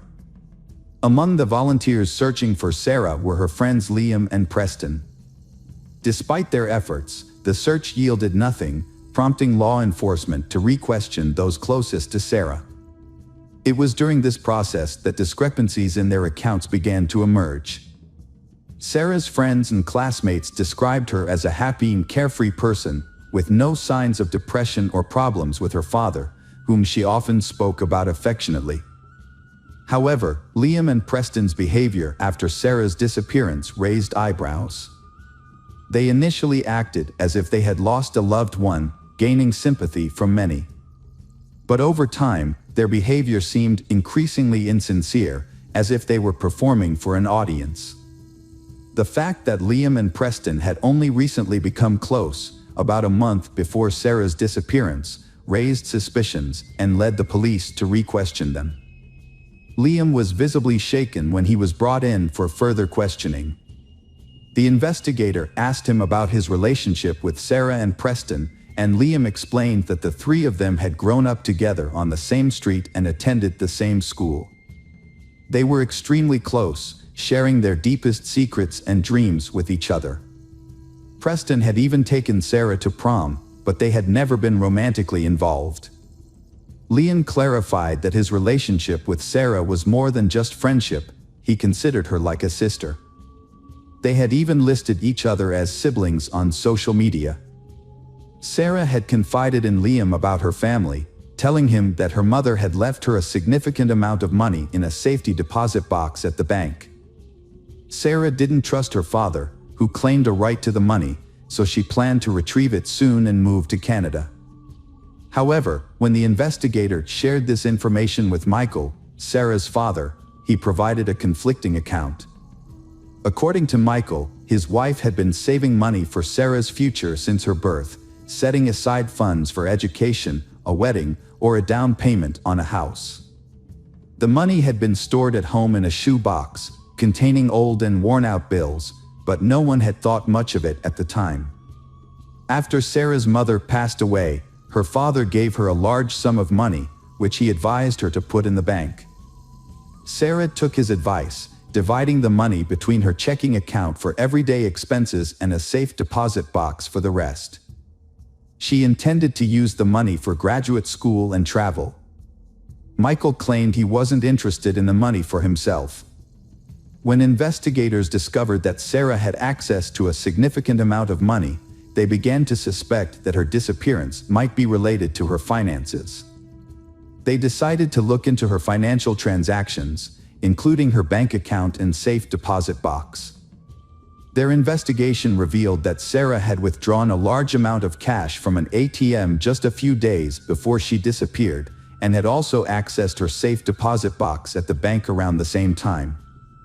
The detectives were in for another surprise when they reviewed the bank's surveillance footage, which showed that Sarah was not alone when she visited the bank on December 1st. Liam was with her, raising questions about why he hadn't mentioned this earlier. When asked about it, Liam explained that Sarah had confided in him about her banking activities and had asked for his accompaniment because she was nervous about carrying a large sum of cash. Liam's hesitation was evident, but his story seemed plausible, and his demeanor appeared genuine. Further investigation led to the discovery of a security camera in a neighboring house that had captured footage of the street and Sarah's yard. The footage confirmed that Liam had stayed at Sarah's house until 7 p.m., then left for work and didn't return. Meanwhile, the silver sedan was seen leaving the garage around 11 p.m. This new information added a chilling twist to the already disturbing case. In a surprising turn of events, an acquaintance of Sarah's named Anthony walked into the police station about a month after her disappearance. Unaware of the recent events, Anthony had been out of town for several weeks. He shared a peculiar story that sent shockwaves through the investigation. It turned out that Anthony had gone to school with Sarah, Liam, and Preston, and after graduation, he had pursued a passion for filmmaking, keeping in touch only with Liam, who also shared his interest in cinema. Anthony remembered that about a month and a half before Sarah disappeared, Liam visited him and they spent an evening brainstorming ideas for a horror movie aimed at teenagers. Liam came up with a plot about a girl who shares a secret about a large sum of money with her friend, who then gains her trust and kills her, dumping her body in a river. Anthony thought the idea was good, and they even wrote a few pages of the script.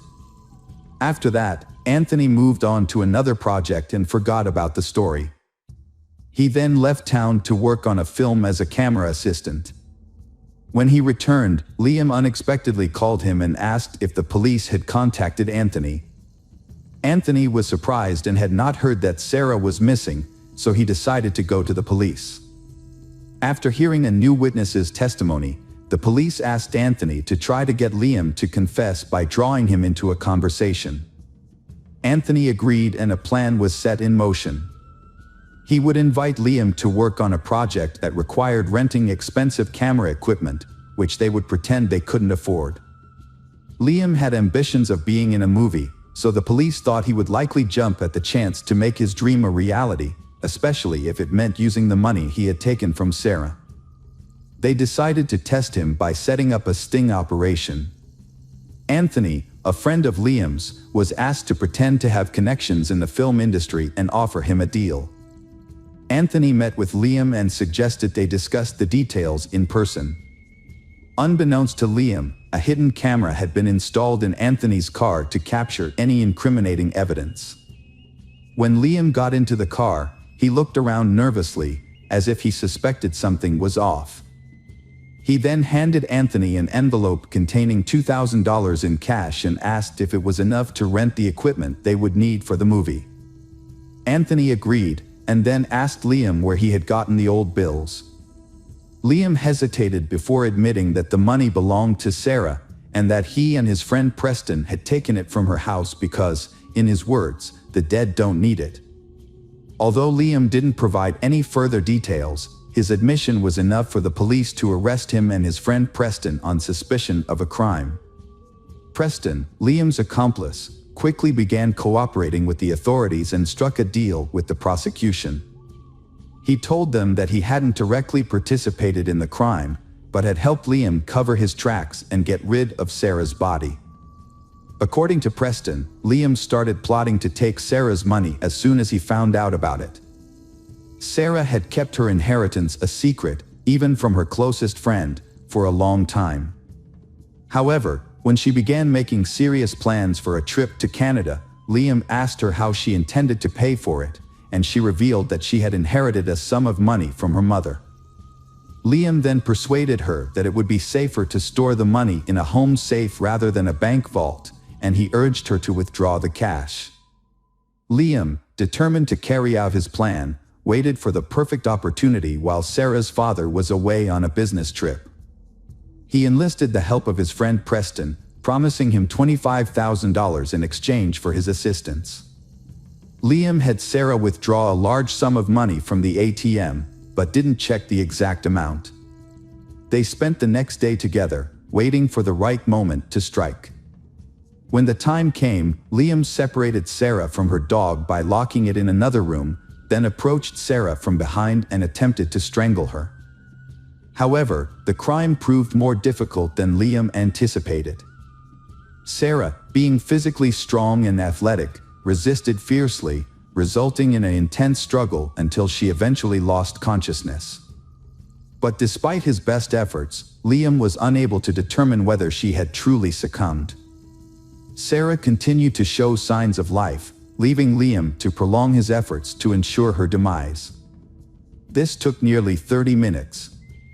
Only when Liam was certain Sarah was dead did he leave her house, going about his normal routine by heading to work. He then had Preston follow up on his original instructions, no doubt aiming to ensure their sinister act would go unnoticed. Liam McAtasney snuck into Sarah's house through the back door, avoiding the camera's view, and dragged the body to the garage. He then cleaned up the room to remove any evidence.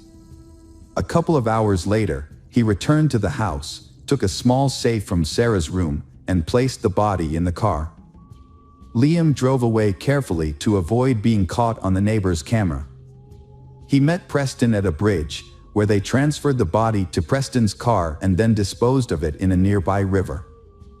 After disposing of the body, they cleaned the car and drove back to Liam's house to divide the stolen money. However, they were disappointed to find only $110,000 in the safe. They decided to be cautious and not spend the old bills immediately to avoid raising suspicion. Preston buried the safe in a local park, and they only spent the money Sarah had withdrawn from her account.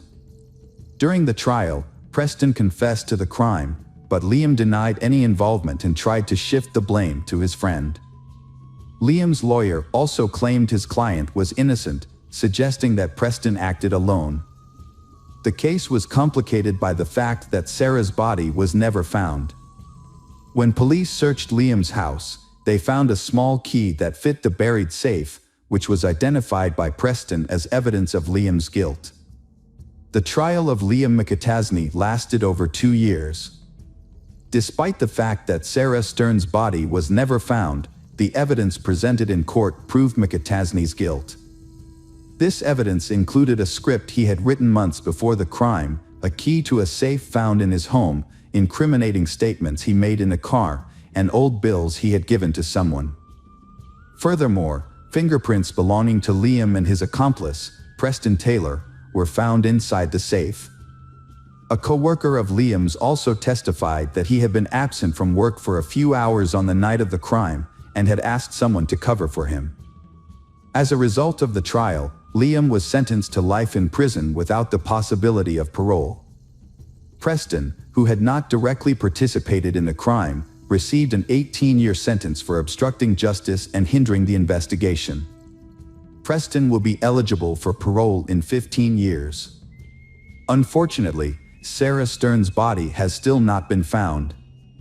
Hello friends, welcome to our channel. Today we're going to take a look at another horrible case with you. The case of Natalee Holloway. Natalee Holloway was born on October 21, 1986, in Clinton, Mississippi, to Elizabeth and David Edward Holloway.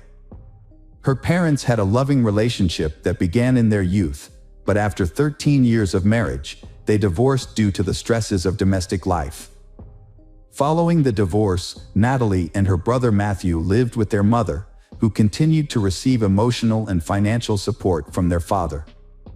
In 2000, Elizabeth remarried to George Twitty, a businessman from Alabama, and the family moved to Mountain Brook. The transition was seamless, and Natalee and her brother remained close to their father, visiting him regularly during holidays. Natalee's upbringing was deeply influenced by her family's strong Christian values, which emphasized kindness, modesty, and community involvement. As a result, she developed into a compassionate and humble individual who prioritized her studies and extracurricular activities over social events. Despite her popularity, Natalee chose not to attend parties or go on dates, instead focusing on her goals and aspirations. She was an excellent student, a skilled dancer, and an active member of various clubs, with ambitions to pursue a career in medicine and secure a scholarship to a local university.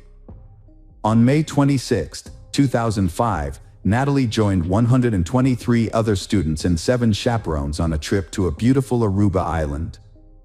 The group of 18-year-olds stayed at the Holiday Inn and spent their time relaxing on the beach, swimming, and enjoying the local restaurants and entertainment.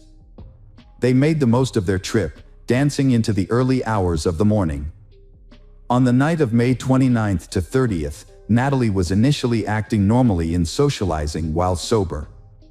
However, after consuming a drink given to her by Joran, her behavior changed, indicating that she may have been under the influence of a substance. The staff at Carlos and Charlie's bar had a positive opinion of Natalee, but viewed Joran unfavorably due to his history of poor behavior, gambling, and substance abuse. Joran had a reputation for renting hotel rooms with friends, where they would invite foreign women and secretly record their activities, later uploading the videos online. Natalee Holloway's disappearance began with a frantic phone call from her mother, Elizabeth Twitty. After failing to reach her daughter, Elizabeth contacted one of the trip's chaperones to report her concerns.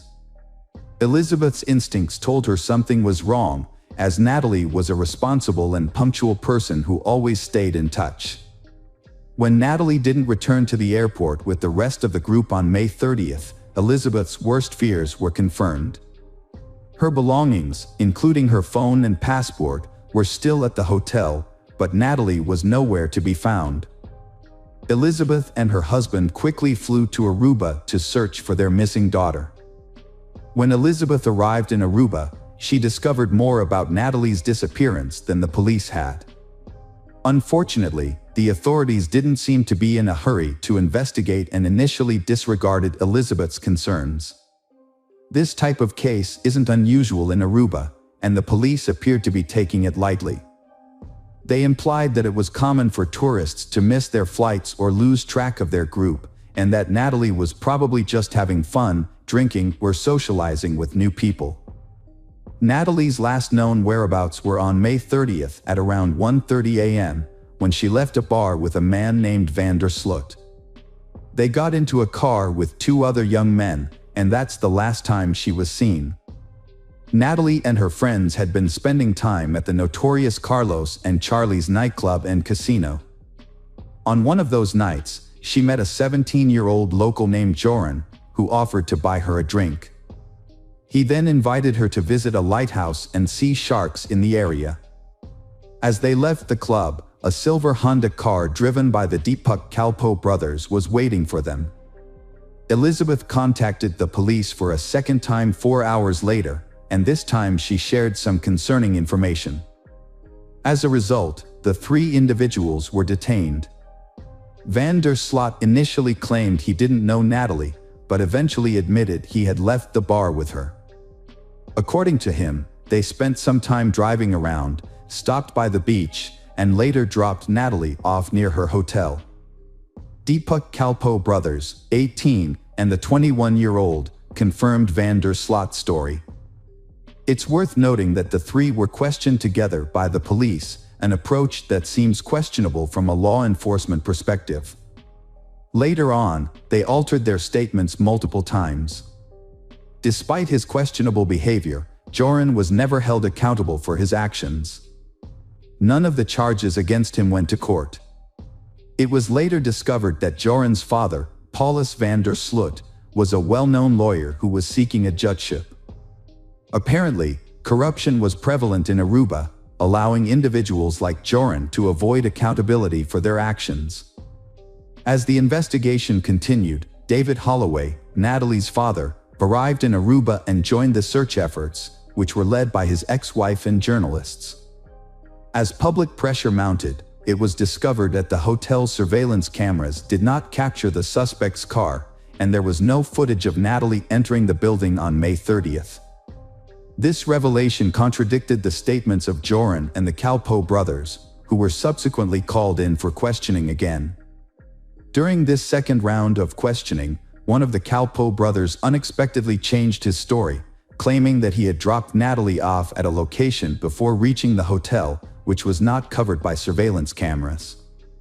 He also added that he had seen a figure in black approaching Natalie, who was later revealed to be one of the hotel's security guards.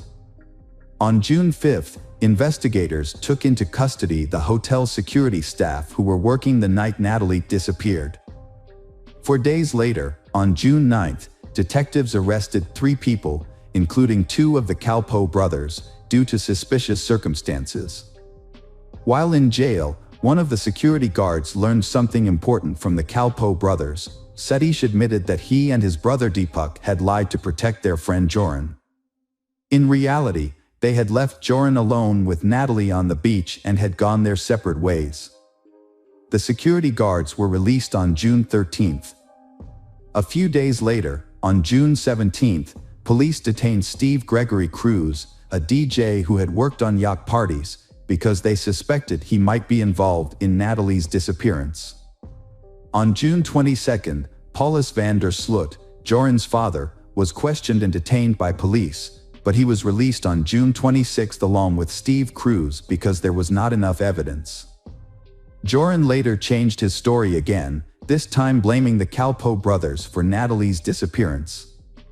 He claimed that he had said goodbye to Natalie near his home and that she had left with the brothers. However, his new story was not believable. The Kalpoe brothers' lawyer responded to Joran's accusations. After a short trial on July 4th, the Kalpoe brothers were released from custody. At the same time, Joran's time in custody was extended by 2 more months. Despite the growing evidence, the police seemed to be ignoring Joran's possible involvement in Natalie's disappearance. Joran van der Sloot was born on August 6, 1987, in Arnhem, Netherlands, to Paulus van der Sloot, a lawyer, and Anita van der Sloot-Hugen, an art teacher. He was one of 3 brothers in a large family that moved to Aruba in 1990. Joran grew up on the island, where he attended the International School of Aruba and excelled academically. He also developed a passion for sports, particularly soccer and tennis, and showed promise in these areas. Joran's family life was complicated. As a child, he was closer to his father, but his relationship with his mother was strained. Anita considered Joran dishonest and struggled to instill good values in him.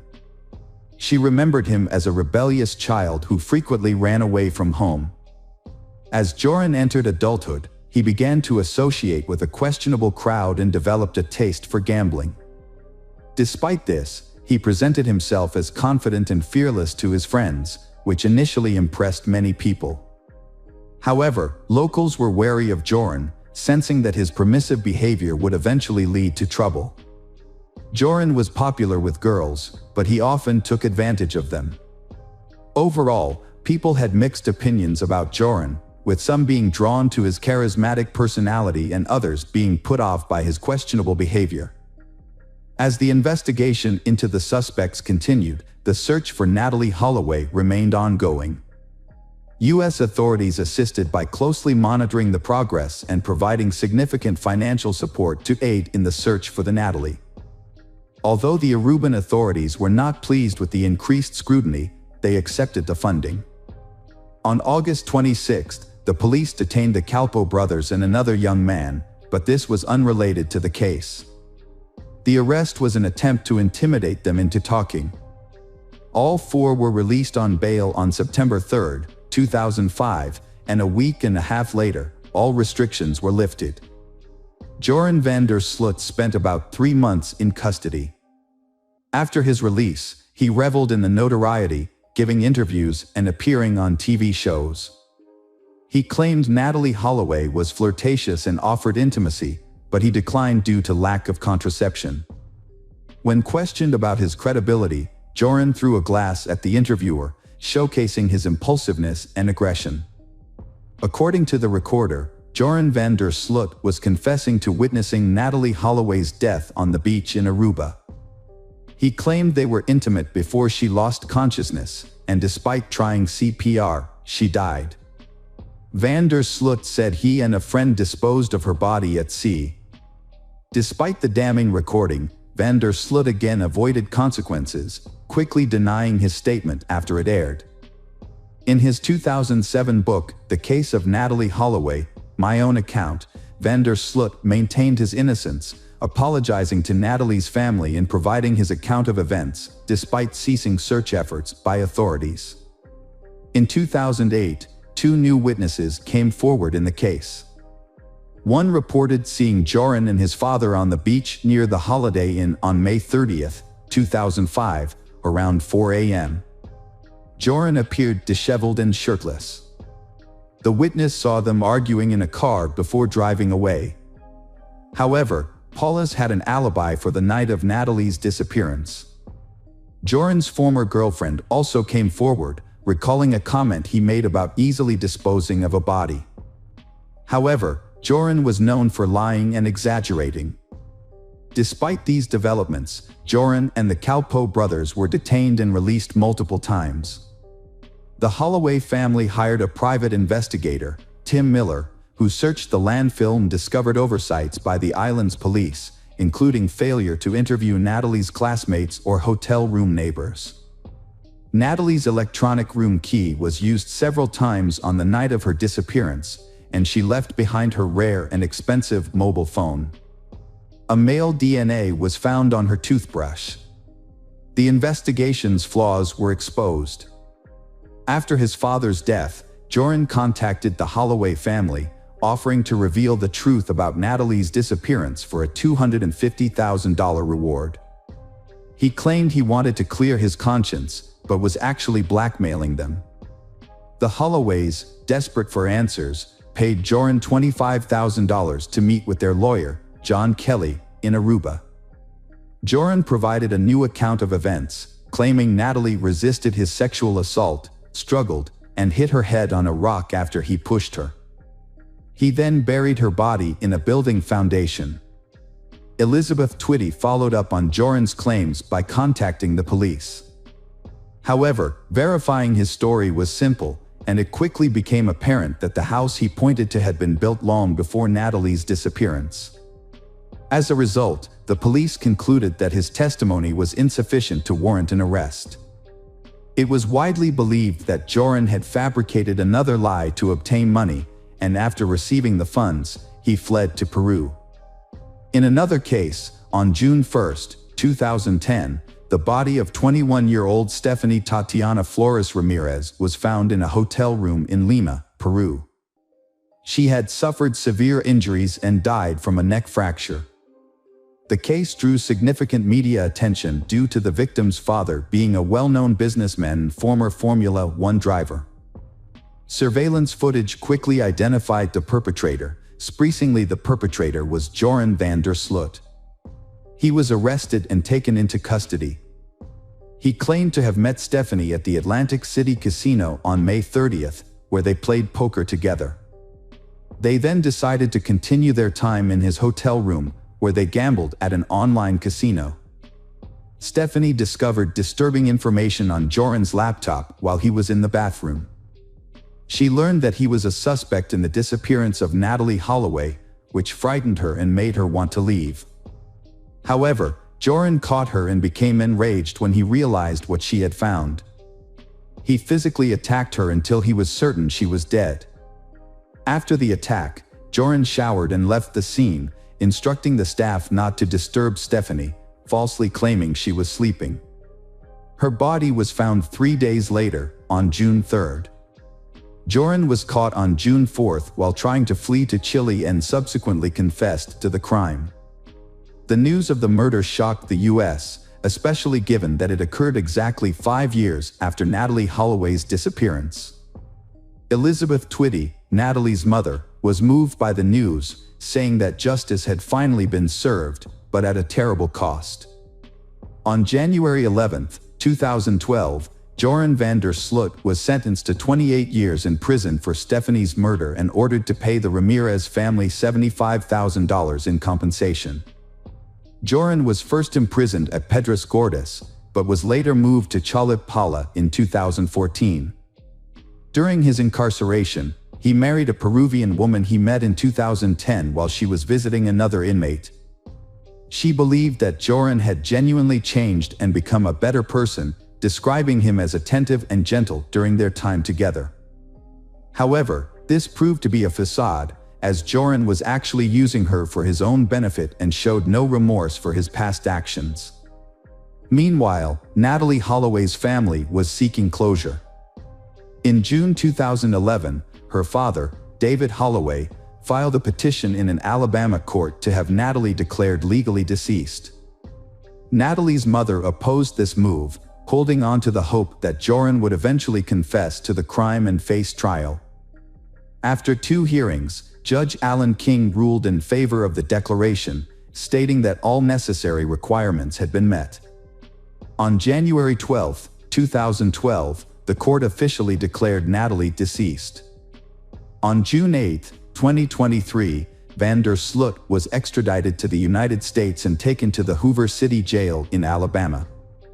The next day, he was charged with extortion and wire fraud, but he denied all charges. However, on October 18, 2023, he changed his plea and admitted to murdering Natalie Holloway. He confessed to killing her on May 30, 2005, by hitting her with a cinder block after she rejected his advances, and then disposing of her body in the ocean where it was likely consumed by sharks. Although van der Sloot confessed to the crime as part of a plea deal, this confession cannot be used as evidence in court. As a result, he was sentenced to 20 years in prison, which will be served at the same time as his existing prison term in Peru. Despite the confession, Natalie Holloway's disappearance remains an open case in Aruba, and her murder has gone unpunished due to a series of cover-ups, corrupt deals, and bureaucratic delays, despite widespread international attention to the investigation. Hello friends, welcome to our channel. Today we're going to take a look at another horrible case with you. The case of Lily James. Lily was born in the coastal town of Saintsue, New South Wales, Australia in May 2002. She was the first child of the close-knit James family and was especially loved by her maternal grandmother, Barbara. Growing up, Lily spent much of her time by the ocean with her younger brother Max, where she developed a passion for swimming and an active lifestyle. Her father, a water polo coach at an Anglican girls' school in Hustville, encouraged her interest in the sport. Those who knew Lily remembered her as a friendly and outgoing person who excelled in her studies and was always willing to help those in need. Her well-rounded personality made her a standout student, and she was widely respected by her peers. With her impressive talent and dedication, Lily succeeded in multiple areas, including academia, sports, and community service. She was also an accomplished performer, participating in her school's theater and dance club. Eventually, Lily's talents caught the attention of organizers from the prestigious Woodford Folk Festival, one of Australia's largest annual events, attracting over 125,000 attendees from around the world. As part of the celebrations, Lily performed a unique monologue from William Shakespeare's Macbeth. Her performance showcased her impressive skills, charisma, and stage presence, earning her a standing ovation and the jury's approval. She achieved second place in the theater category, a remarkable achievement that earned her recognition and a significant prize. In 2018, Lily achieved another milestone when she passed her beginner's driving test.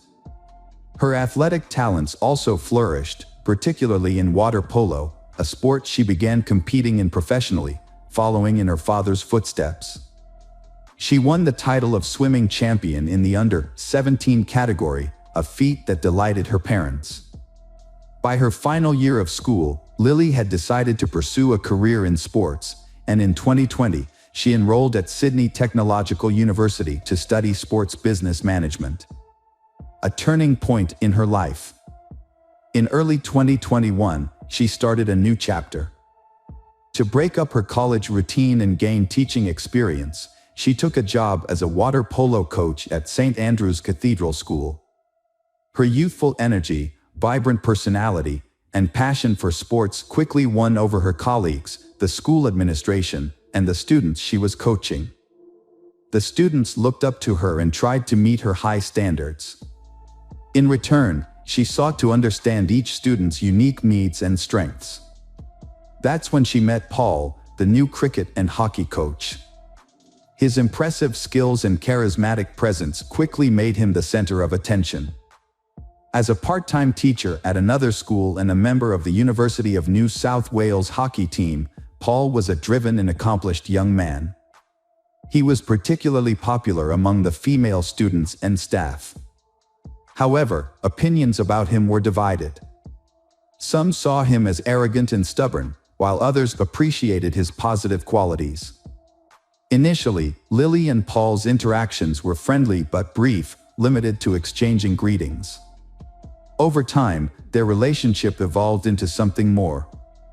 Lily's friends reported that Paul asked her out on a date, and she found it difficult to say no due to his charming smile. The date had a profound impact on both of them, leading to a decision to meet again. As Lily got to know Paul better, she began to develop feelings for him, unaware of his true nature. Her kindness and openness made her vulnerable to falling in love. Paul appeared to return her affection, frequently complimenting her, giving her flowers, and planning evenings together.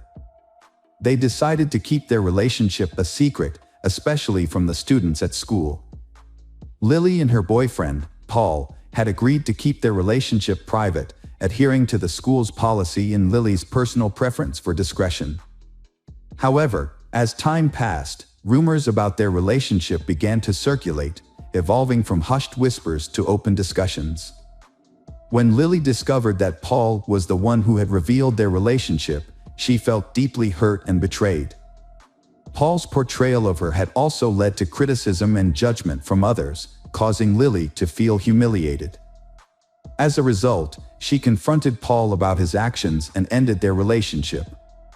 Despite Paul's subsequent attempts to apologize and reconcile, Lily remained resolute in her decision.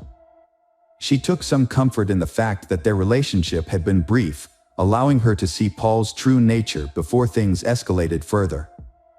Paul was born in 1999 in the Netherlands to a wealthy and influential family. When his father's job required a relocation to Australia in 2015, Paul and his family made the move. As an only child, Paul received excessive attention and care from his parents, which significantly contributed to his character development. Unfortunately, this upbringing led to Paul growing up with an entitled and self-centered attitude. Paul was a high-achieving student who excelled academically, athletically, and was physically fit. After moving to a new location, he attended St. Andrew's Cathedral School, where he joined the cricket team and quickly gained recognition and respect from his peers for his exceptional skills. He eventually became the team captain and actively participated in organizing extracurricular activities and festivals. While he was well liked by many, particularly they who found him charming, some of his male peers were put off by his confidence and boasts about his ability to win over any girl. Despite this, Paul's charm and charisma earned him many admirers. After graduating in 2017, the school administration offered him a position as an assistant coach for cricket and hockey, which he gladly accepted. He quickly took on a leadership role and successfully managed these sections, feeling confident in his abilities. However, by early 2018, he surprisingly resigned and returned home with his family, citing unknown reasons for his departure. Back home, Paul decided to further his education and earned a master's degree in sports management. Paul had a conversation with old friends and mentioned that he had improved his coaching skills, which led to a job offer from his former employer. He returned to Australia and started working at the familiar school in early 2020. To reduce living expenses, Paul agreed to share an apartment with a friend in Kensington, a suburb of Sydney. Initially, they enjoyed each other's company, socializing after work. However, a few months later, they had a disagreement, and Paul decided to live alone. His parents, who he couldn't visit due to the pandemic, felt that Paul was lonely despite being busy and surrounded by people. They weren't aware of any romantic relationships in his life.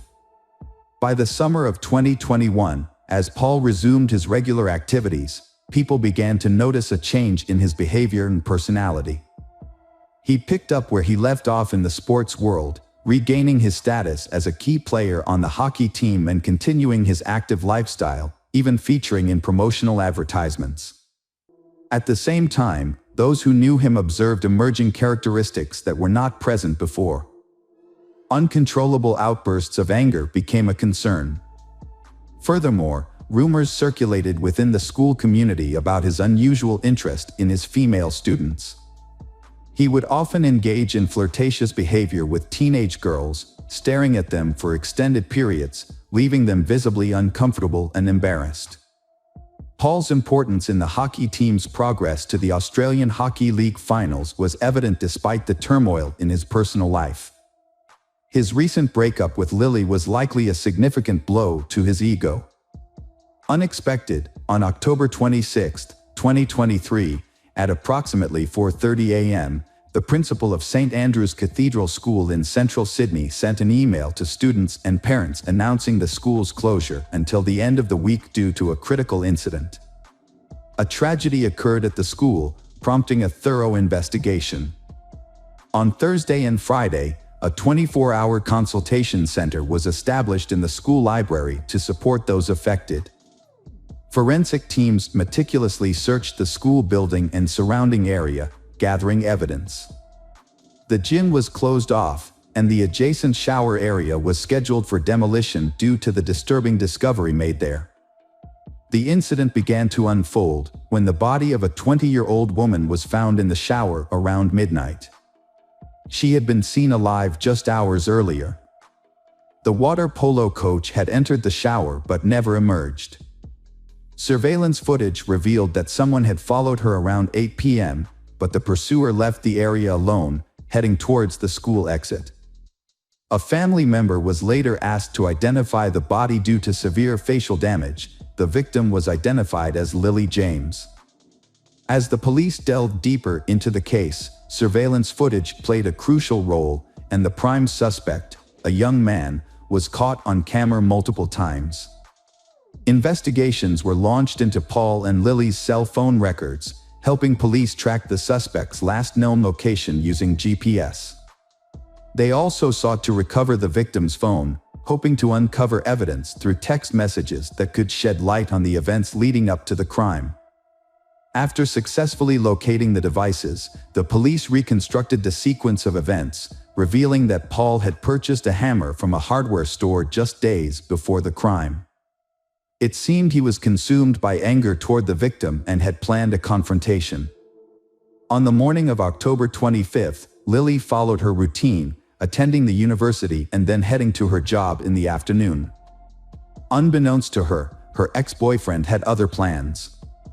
Paul rented a silver Lexus and drove to the school, avoiding the building since he had no classes scheduled. He waited in the car, patiently biding his time. Once the students cleared out, he walked into the gym, concealing a hammer under his jacket to avoid drawing attention. From this vantage point, Paul observed Lily's movements, lying in wait for the perfect moment to strike. When Lily finished her training session and decided to take a shower, Paul saw his chance and followed her. An argument erupted, and in the heat of the moment, Paul attacked Lily, striking her head with the hammer. According to the pathologists, the impact was fatal, and Lily died instantly, without suffering. After waiting for an hour, Paul collected Lily's belongings and left the building. He then drove to Diamond Bay, where he disposed of the weapon in a trash can. Security cameras captured footage of him at the reserve at 8:47 p.m. His last known location, as tracked by investigators, was the Gap, a cliff in the eastern Sydney suburb of Vaucluse. As the community was still reeling from the initial tragedy, another shocking event occurred. On October 27th, at 8 a.m., shopkeepers at Diamond Bay Reserve in Sydney's eastern suburbs made a disturbing discovery. A man's body was found just 11 miles away from the site of the first crime. A rescue team, including a bomb squad and Marine Corps personnel, was formed to retrieve the body. The body was recovered at 3:30 p.m. and taken for identification. Due to severe injuries, fingerprints were used to identify the individual. The victim was 24-year-old Paul, the same person who had been at the scene of the first crime.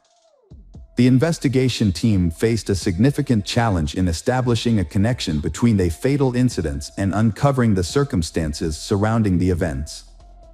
The Gap is a notorious location with a history of suicides. Around 10 p.m., Paul used Lily's phone to send a message to her father, possibly revealing the location of her body. An hour later, the young man made a brief emergency call, but hung up quickly. When police arrived at the cliff, they found the personal belongings of Lily and Paul, but there was no sign of him. A rented car was parked nearby, suggesting that he may have taken his own life due to feelings of guilt or fear of facing the consequences of his actions. On October 26th, police launched a search operation for his body, using helicopters and boats to scour the coastline. The first day's efforts were unsuccessful, but the next day, a body was found on rocks in a nearby nature reserve. With Paul deceased, the case was closed, and his parents collected his body, opting to cremate it in Sydney. A meeting was subsequently arranged with Tim Watson-Monro, a renowned forensic psychologist with extensive experience in analyzing the behavior of both criminals and victims. Mr. Watson-Monro was asked to share his insights on the incident and analyze the behavior of the perpetrator, Paul. According to Mr. Watson-Monro, Paul's actions were characteristic of individuals with an inflated sense of self-importance who struggle to accept rejection. He believed that Paul committed the crime in a premeditated and calculating manner, showing no remorse for his actions. When asked about Paul's decision to end his own life, Mr. Watson-Monro provided an explanation. Mr. Watson portrays Paul as a self-centered individual with psychopathic traits. Some have compared the tragic events to the finale of Romeo and Juliet, but the story of Lily and Paul is unique and unfolds in a distinct way. A genuine love relationship cannot thrive with pride, dishonesty, and betrayal. Unfortunately, Paul failed to grasp this, leading him to overlook the value of the person beside him. His decision to prioritize his own wounded ego ultimately resulted in the loss of a bright and vibrant life. This not only caused lasting pain for Lily's family but also for Paul's own loved ones. Regrettably, his actions left a devastating impact on those around him. Welcome back, detectives. Let's dive into another horrible case. The case of Agnes Klavina. Agnes Klavina was born on July 8, 1984, in Riga, the capital of Latvia. She grew up in a typical family with her parents and older sister, Greta. They sisters were extremely close, with only a couple of years between them. Their parents worked hard to provide them with a good education and support their dreams. Agnes was a lively and outgoing young girl who excelled in school, enjoyed sports, and had many friends. Her dream was to pursue a career in tourism or entertainment, as she loved to travel and was skilled at organizing fun leisure activities. Her bright personality and attractive appearance also drew attention from men, who frequently complimented her. From a young age, Agnes had many admirers vying for her attention. After completing her education, Agnes worked in the service industry while taking language courses and studying to become a tourism manager. At 20, she decided to leave her hometown in Latvia and move to London, seeking greater opportunities to develop her skills and talents. Her parents and older sister supported her decision, and soon after her move, Agnes met Michael Mills, a successful businessman 8 years her senior. He was well educated, owned a thriving business, and had recently opened a movie theater and entertainment complex. Agnes and Michael quickly connected and started dating. He showered her with attention, gifts, and luxury travel. They made ambitious plans for their future together, and their love seemed destined to last. Agnes's friends and family remember this as her first true love. She radiated happiness beside Michael and envisioned a future as his wife. In 2014, Agnes received a 3-month contract as an administrator at a popular nightclub in Marbella, Spain. This opportunity required her to temporarily relocate, but she was eager to take on the challenge. Michael, unable to leave his life behind, supported her decision to sign the contract. For Agnes, this was a chance to gain valuable experience and potentially launch a new career path. Marbella, a renowned resort on the Mediterranean coast, attracts vacationers from around the world, particularly the wealthy. It's not uncommon to spot celebrities, athletes, and business leaders in the area. Klavina, being a sociable person, enjoyed working in such a vibrant environment. Before relocating, she visited her family in Latvia and shared the news of her 3-month employment contract. She also announced her plans to marry Michael upon her return to England. Her family was thrilled for Agnes and wished her well. In May 2014, Agnes packed lightly and moved to Spain for the season, while Michael remained in London. They stayed in touch through daily phone calls and video chats, sharing updates about their lives. Agnes was active on social media, posting daily updates, photos, and videos, which drew a large following interested in her life and work. Agnes had a vibrant and busy life, making the most of every day. After her employment contract ended, she decided to stay in Spain for a couple of months. The resort was entering its peak season, and she saw an opportunity to earn a good income. She discussed her plan with her Michael, who was supportive and promised to visit her for a few days since they hadn't seen each other in a long time. Agnes quickly landed a job as a hostess at an upscale restaurant and renewed her lease. As planned, her boyfriend, Michael, visited her in September. During his visit, they had a great time, planned their upcoming wedding, and picked a destination for their honeymoon.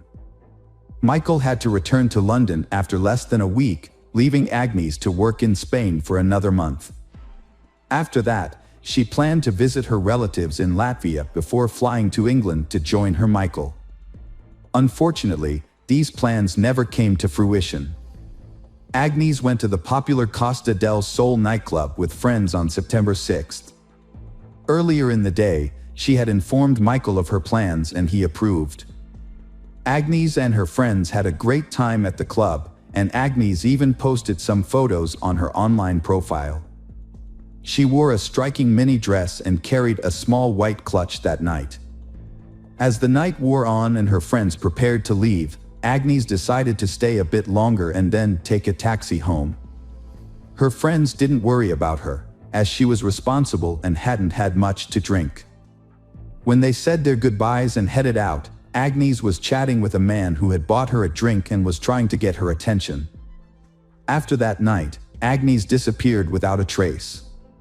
It was as if she had vanished into thin air. No one could recall what time she left the club, who she left with, or where she went afterwards. Agnes failed to show up at work the next day, and attempts to contact her were unsuccessful as her phone was turned off. Her colleagues and friends immediately raised concerns, but the police were slow to respond to the missing persons report. As the day drew to a close, a worried Michael called Agnes's mother to report that he had been unable to reach his fiancée all day, which was unusual. The following day, Agnes's parents and Michael jointly tried to contact the Spanish police to report her disappearance, but they were informed that a missing persons report could only be filed in person by a relative. Undeterred, Michael and Agnes's family booked the next available flight to Marbella. It wasn't until 5 days after Agnes's disappearance that her family was able to file a missing persons report. The investigation began with a search of Agnes's rented apartment, which appeared to be untouched, as if she had simply stepped out for a short time. Her documents, money, and expensive jewelry were still in place, the refrigerator was stocked with prepared meals, and several outfits were laid out on the bed, suggesting that Agnes had been preparing to go out, likely to the club on the night she vanished. To aid in the search, Agnes's friends and family distributed flyers with her picture throughout the city, and the media picked up the story, featuring it on TV news programs and the front pages of local newspapers. The police reviewed footage from CCTV cameras inside and outside the entertainment venue, but encountered a setback. The files had already been deleted. However, with the help of specialists, they were able to recover the recordings. One of the restored videos, taken by a camera near the parking lot exit, showed Agnes leaving the club around 6 a.m. with a man. It was clear that she did not leave voluntarily. The final footage, which showed Agnes alive, was thoroughly examined by experts. However, the more they studied the footage, the more alarming it became. Agnes was seen being led by a man to the parking lot, clearly under duress. He had a tight grip on her waist, and Agnes looked frightened. She attempted to break free multiple times and appeared to be saying something emotional, but he persisted in leading her to a Mercedes A63 with tinted windows. As he forced Agnes into the car, it became clear that another person was already inside. Meanwhile, the first man got into the driver's seat. Agnes temporarily managed to open the car door and tried to escape, but he who had been standing next to her, likely the doorman, intervened and pushed her back into the car at the driver's signal. In return for his assistance, the driver appeared to hand the doorman something, presumably a cash reward. Agnes's phone was turned off 6 minutes after she got into the car, and it was never turned back on. The vehicle's subsequent movements couldn't be tracked because there were no CCTV cameras along the route. It became clear that the men in the cabin were the last people to see Agnes before she went missing. Despite this, the case was shrouded in secrecy from the start. Everyone involved in the investigation signed confidentiality agreements, and information was kept from the press and even Agnes's loved ones. For the first few months, Agnes's parents and Michael were left in the dark, with only vague updates that the investigation was ongoing and that it was too early to draw conclusions. As time passed without any word from Agnes, hope began to dwindle. Agnes's fiancé, Michael, periodically gave interviews pleading for help in finding her, but no one ever came forward with information. It wasn't until 6 months later that Agnes's relatives were finally shown footage from the club's cameras and given the names of the 3 men who had last been in contact with her. Wesley Capper, the son of a wealthy British millionaire, was identified as he who forcibly removed Agnes from a club and pushed her into a car. Wesley Capper was accompanied by his longtime friend, Craig Porter, who had no specific occupation and had previously been on the police's radar. A third man, Cyan Usman, a dark-skinned doorman, was also in the car. Under interrogation, all 3 men claimed they were innocent, stating that Agnes had voluntarily gotten into the car.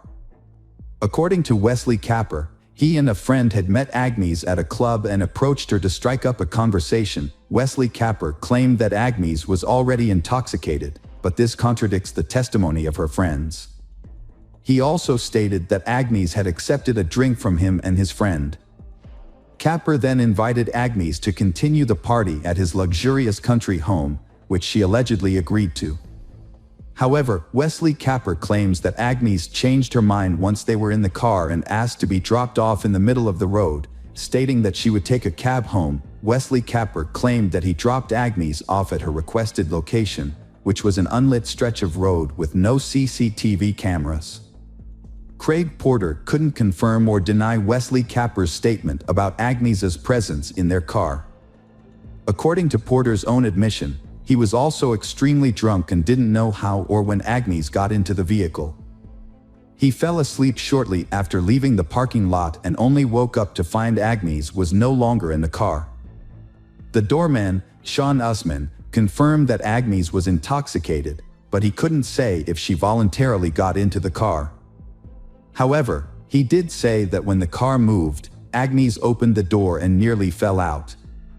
The driver then asked him to close the door, for which he received a large tip. When questioned, Cyan Usman said he didn't think Agnes's attempt to get out of the car was an escape attempt. In his opinion, she might have accidentally opened the door due to her intoxication. He also noted that Agnes didn't scream or ask for help during the incident.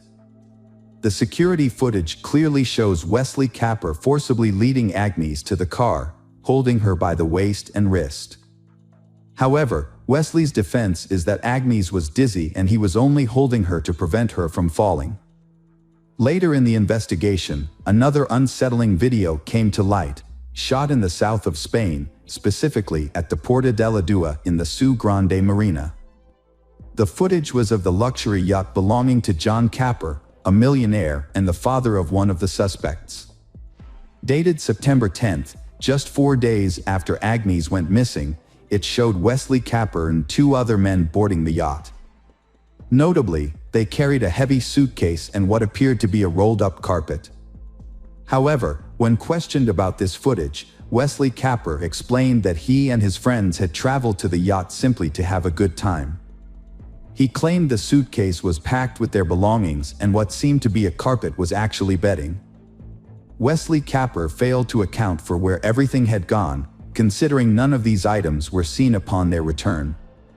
The investigators meticulously searched the yacht and the automobile, only to find nothing of consequence because both vehicles had been thoroughly cleaned, thus destroying any possible DNA evidence.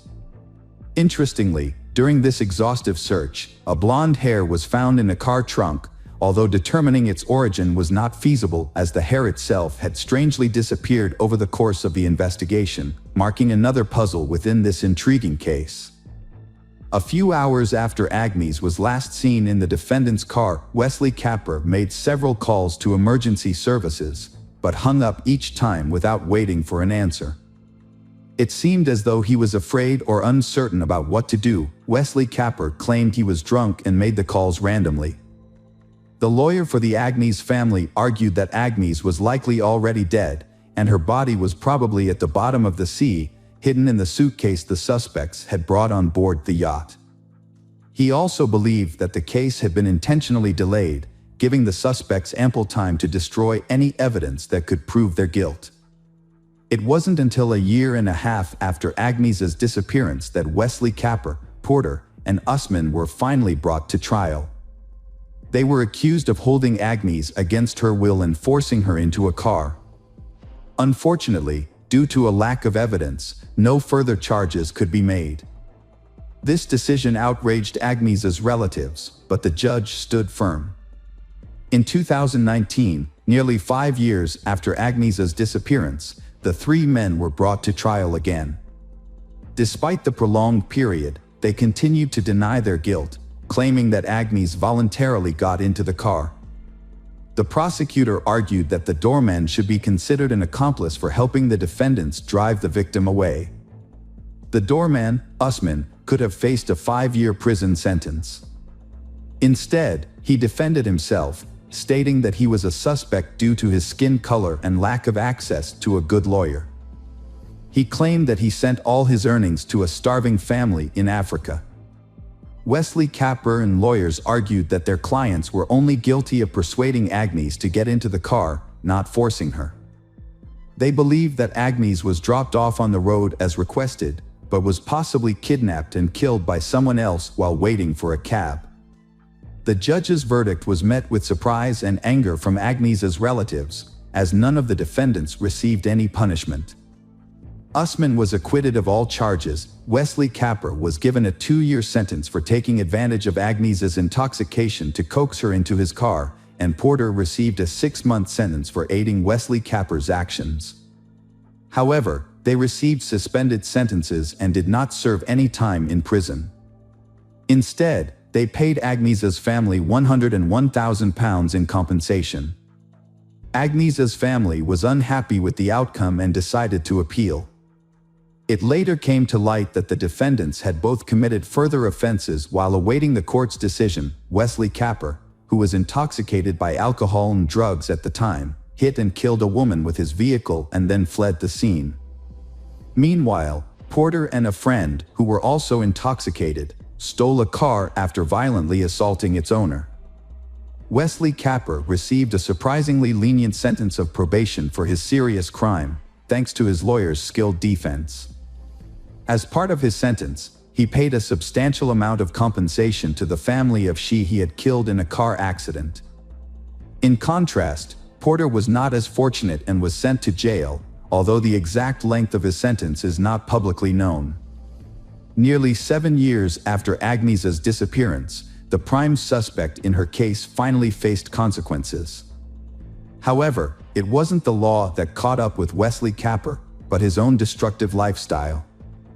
Years of substance abuse took a serious toll on his health. During the -19 pandemic, Capper was hospitalized, and after beginning to recover from the illness, he suffered a stroke.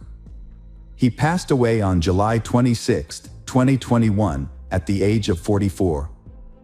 At that time, Agnes's parents appealed to the court again, but unfortunately, the suspect had since passed away and could no longer face prosecution. Despite this development, the case was still before the Supreme Court, although a new turn of events would arise 9 years later, long after Agnes's fate had been presumed, her body never found, alive or dead. Following this, her parents, sister Michael, and their lawyer converged on a plausible theory.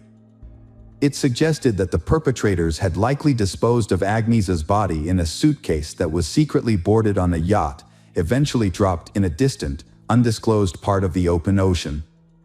In mid-June, a gardener at the exclusive Lida Golf Club in the Costa del Sol region discovered a mysterious object near the coast while cleaning the area. Upon closer inspection, the object turned out to be an old, badly damaged suitcase. The gardener did not attempt to open it and instead called the police. When law enforcement officers opened the suitcase, they found human remains inside. Further examination revealed that the remains belonged to she, approximately 25 to 35 years old at the time of her death. It was also determined that the suitcase had been submerged in water for around 10 years before washing up on the shore. Based on these findings, the police hypothesized that the remains might belong to Agnes, a woman who had gone missing 9 years ago. To confirm this theory, investigators are conducting DNA tests to compare Agnes's DNA with the remains found in the suitcase. Back, detectives. Let's dive into another horrible case, the case of Brett Ryan. Brett Ryan grew up in Canada, in a large family with his parents, Bill and Susan. Bill works at the Toronto Star Daily newspaper and spends time on his many interests, including sports, yoga, and psychology, which help balance family life. In addition, his wife, Susan, is able to manage the household, take care of the children, and keep their Toronto home clean. Passers-by often stop to admire the family's beautiful and blooming garden. Although Susan loved her sons equally, but Brett seemed to be less criticized because he was generally well-behaved. Brett was very clever at getting out of difficult situations, which gave the impression that he was a good boy, although this was not always the case. Brett was extremely popular in school, with everyone wanting to be his friend or at least be able to greet him by name, just like his older brothers. After high school, Brett attended university, driven by a desire to surpass his brother's achievements. To earn extra money, he placed an ad in the local newspaper, offering to paint houses and fences for Toronto residents. At first, his business was quite successful and Brett felt proud, especially with his first income. His mother, Susan, was thrilled and often cited him as a role model for others. However, things took a turn when Brett dropped out of college to focus full-time on his paint business. Without a degree, he had to work full-time as a paint salesman, which deprived him of formal education and exposed him to paint fumes on a regular basis. For a while, Brett felt confident and superior to his brothers, but this soon changed. After a couple of years, his brothers, Christopher and Leland, graduated and landed jobs in their specialized fields. Christopher worked for the Toronto Transit Commission, and Leland became the family artist and designer. As they established their careers and moved out of their parents' home, Brett's power began to diminish significantly. To save money on rent, Brett continued to live with his parents and younger brother, who attended a school for gifted children. Brett's financial situation grew more dire over time. By 2007, when he turned 26, his debt had surged to more than $60,000. This burden led to depression, but despite his inner turmoil, Brett maintained a cheerful exterior, always willing to lend a helping hand and participate in volunteer work. His friends and acquaintances were unaware of the immense emotional pain he was hiding. Brett faced a severe situation on October 28, 2007. With winter approaching, he had no orders. Left with no other choice, Brett wore his oldest clothes, including a hat, a long sweater his brother had given him and a long scarf his mother had knitted. It was the first time he had worn the scarf, but it was finally coming in handy. He wrapped it around his face, leaving only a narrow slit for his eyes, and headed for the bank that was on the outskirts of his neighborhood. Brett stood in line at the bank, holding a thick folder and favoring his right foot as he waited his turn. When the bank employee called him forward, he approached her and spoke in a hushed tone. He calmly informed her that he had a gun and urged her to remove all the cash from the register and hand it over to him. He warned her that if she didn't comply, he would start shooting, and she would be the first person he would harm. She, with trembling hands, handed him all the cash from the register. Brett quietly exited the building, careful not to draw the attention of the guardians. Once outside, Brett took off running. He counted the money he had stolen from the bank, but it wasn't much, just over $1,000. To pay off his debt, he calculated that he would need to rob about 60 more banks, a crazy idea, but to him it seemed like the only option. For the first few days, Brett was fearful that the police would somehow catch up with him, so he avoided going home. He told his mother he had a job in a neighboring town and spent his nights sleeping in his car. Periodically, Brett would sneak back to his house to check if there were any police cars staking out the area. Finding none, he felt reassured that he was in the clear. The first robbery was followed by a second, then a third, and a fourth. Each time, Brett changed his clothes, opting for second-hand or discarded items he found in the trash. He would burn the used clothes after each crime. Brett also bought a beard from a costume party store to further disguise himself. Brett committed a string of bank robberies in the Toronto area, and his distinctive beard made a lasting impression on the witnesses. His total intended theft across all instances never exceeded $3,000. Brett's luck ran out when police spotted his car on surveillance cameras and followed him home. They tracked his exact route, gathering details from various vehicles to prove his guilt. Further inquiries yielded little new information, so the authorities closely tracked a particular road in an attempt to shed light on the case. Their patience and hard work finally paid off. They found a potential lead. This person of interest, a bearded man, was found walking alone near a bank and was promptly detained by the officer for further investigation.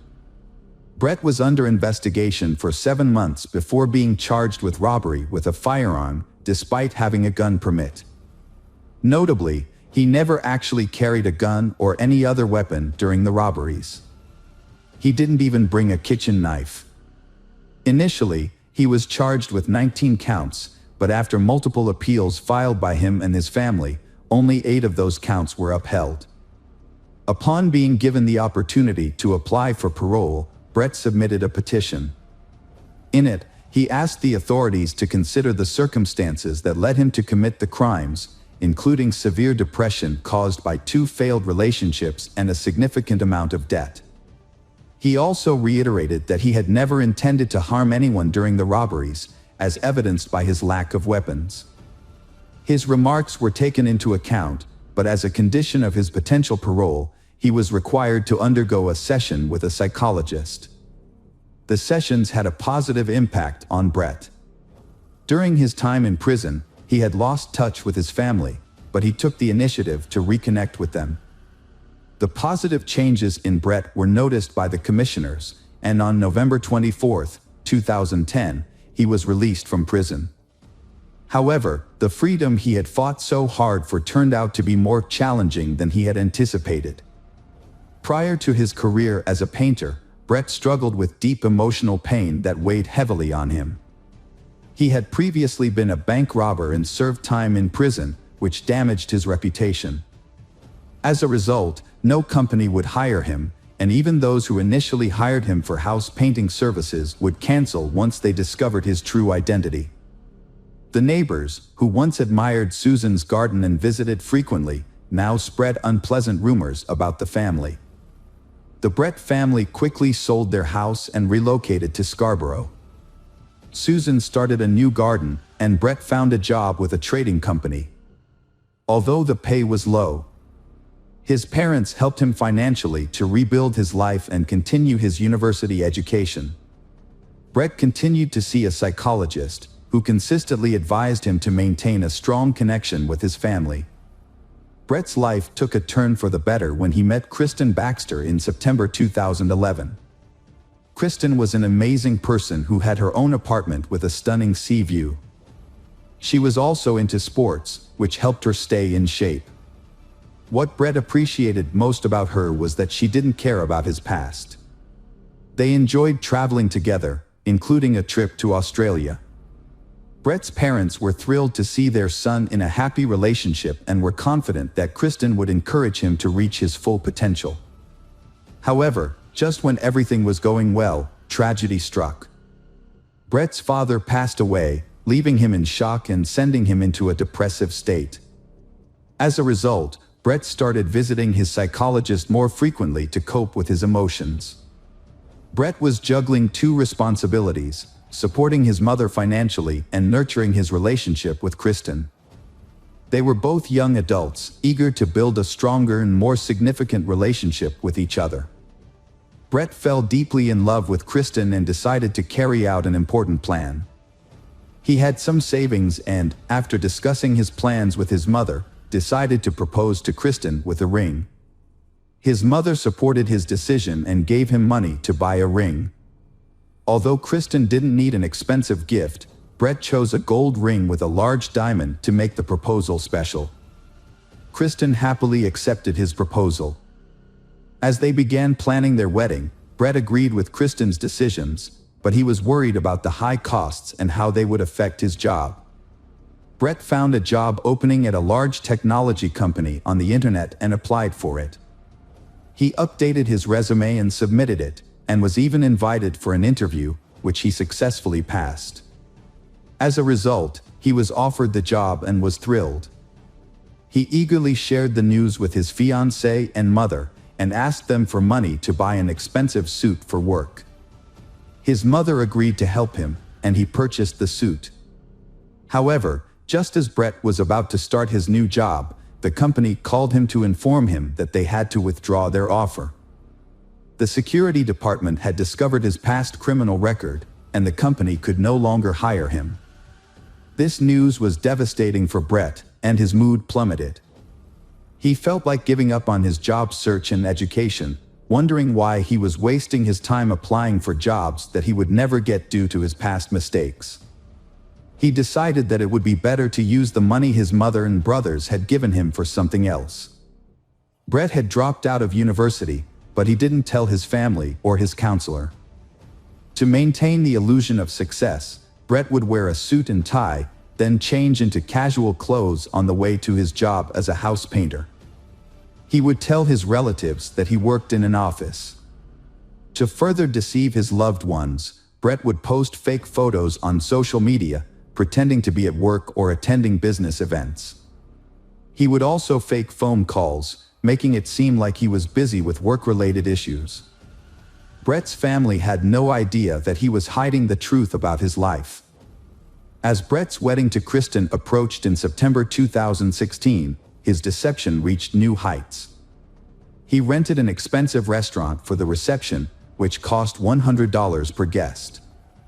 His family was thrilled, believing that Brett had finally turned his life around with a prestigious job and a beautiful fiancée. However, Brett's deceptions became so overwhelming that he could no longer control his lies. Brett's wedding was just a month away, and he was struggling to cover the costs. He had been borrowing money from his mother, but when she could no longer help him, he pressured her to find a higher-paying job. Meanwhile, he was planning a bachelor party and had invited all his friends and brothers. Brett had a secret. He had been lying to his family for a year about working as an engineer for a technology company. When he finally confessed to his counselor, the counselor advised him to come clean to his mother. After much procrastination, Brett told his mother the truth, which devastated her. She bragged to everyone about her son's success.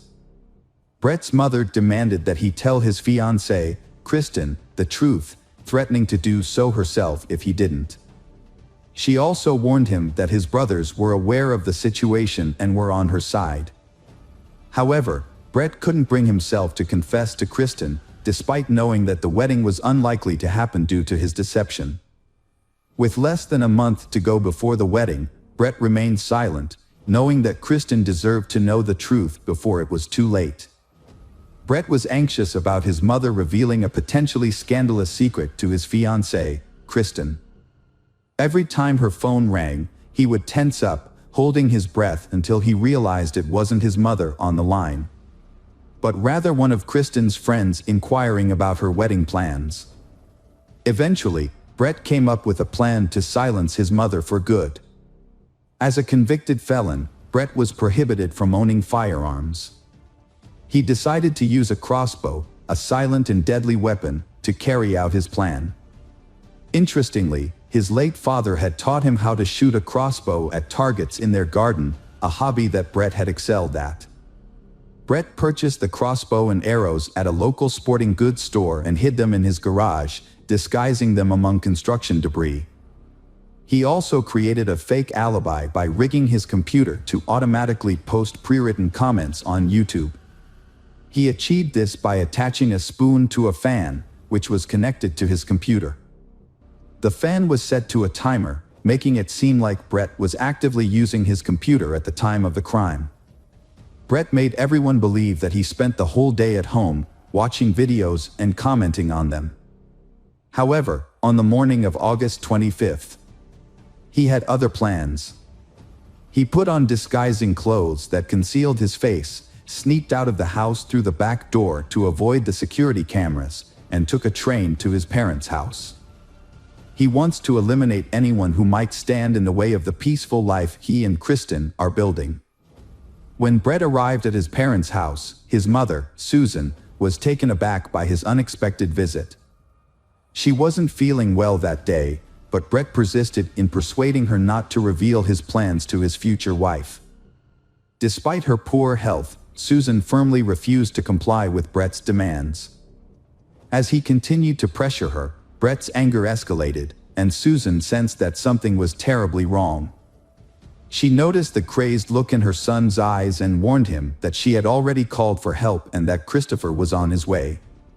Brett's anger reached a boiling point. He rushed to the garage, grabbed a crossbow, but his rage and adrenaline surge made him unable to aim properly. Instead, he used the crossbow's butt to bludgeon his mother. To ensure she was dead, he tightened a rope around her neck.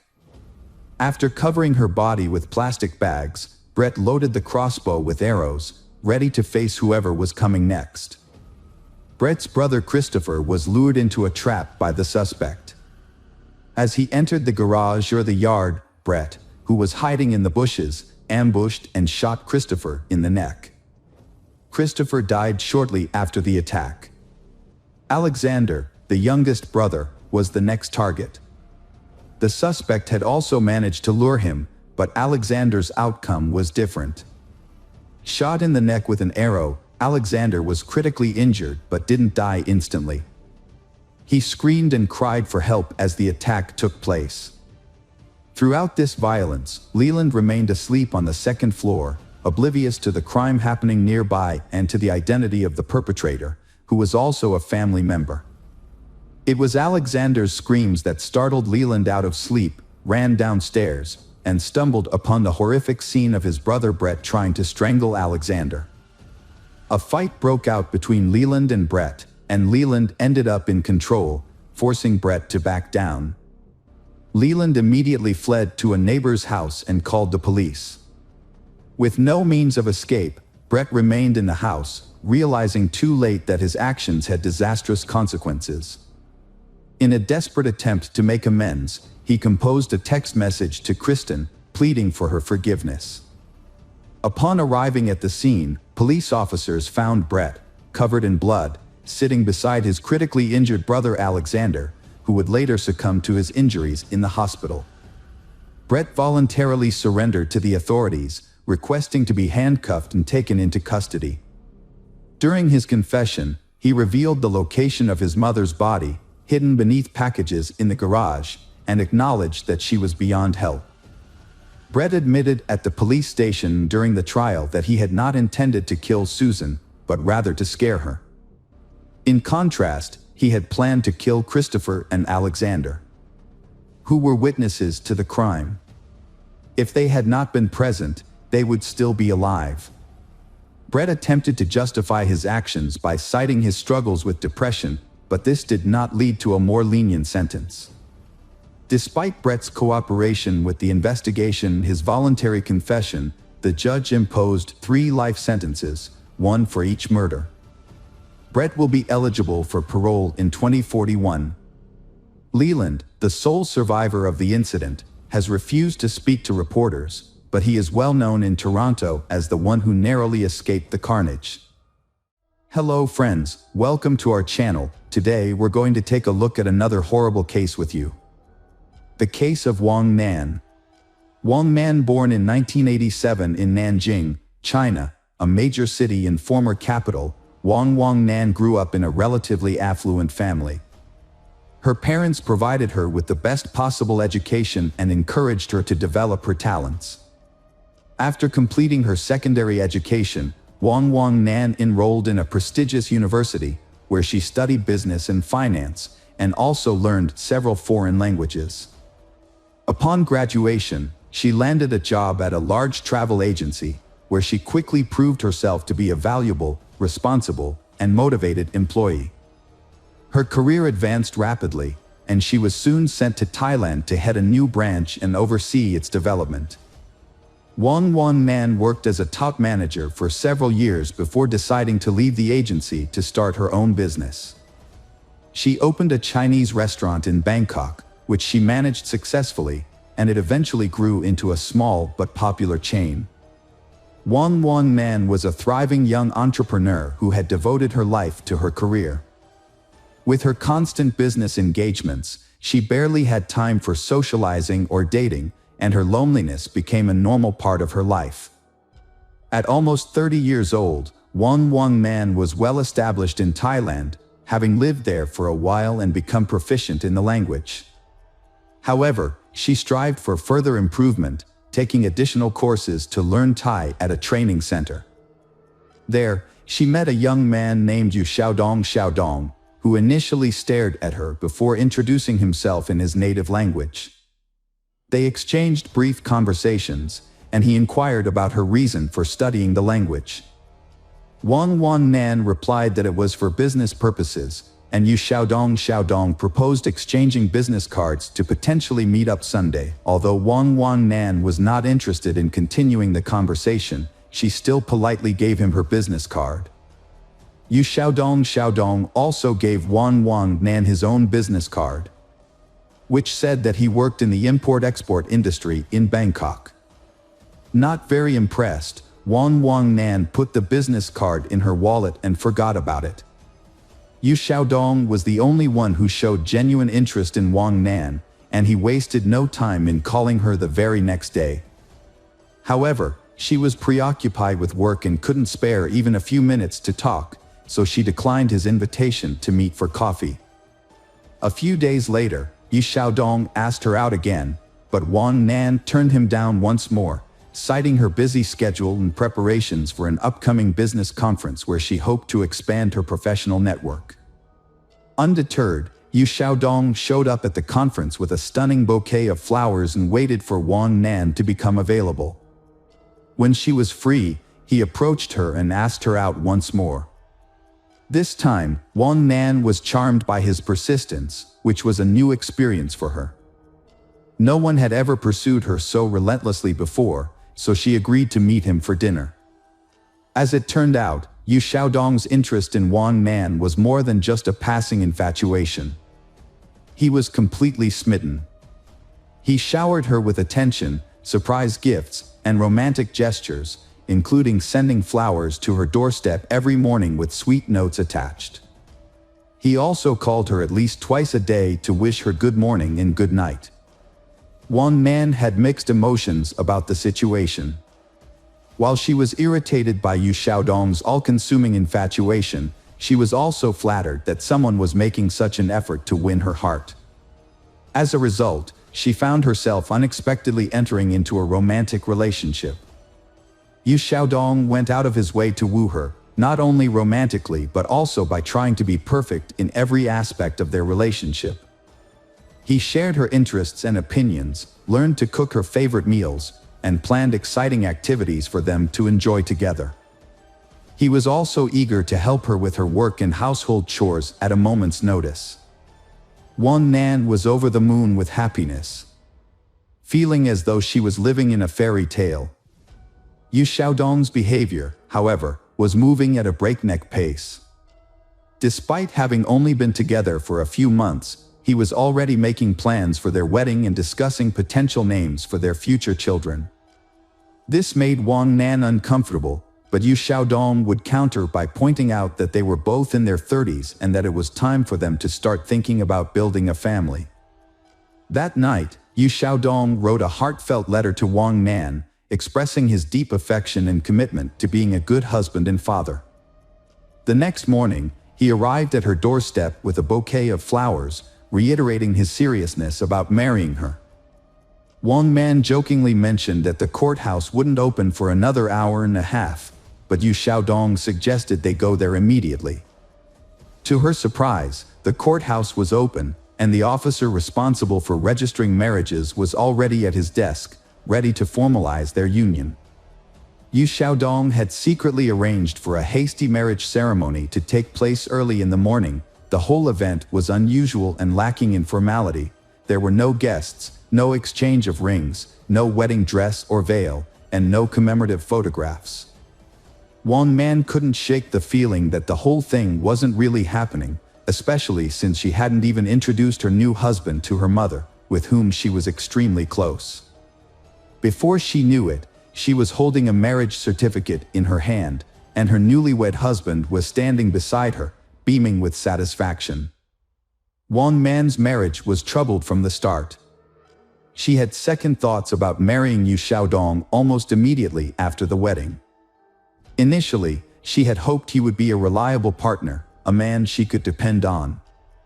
Unfortunately, her expectations were not met, and her new husband's true nature soon revealed itself.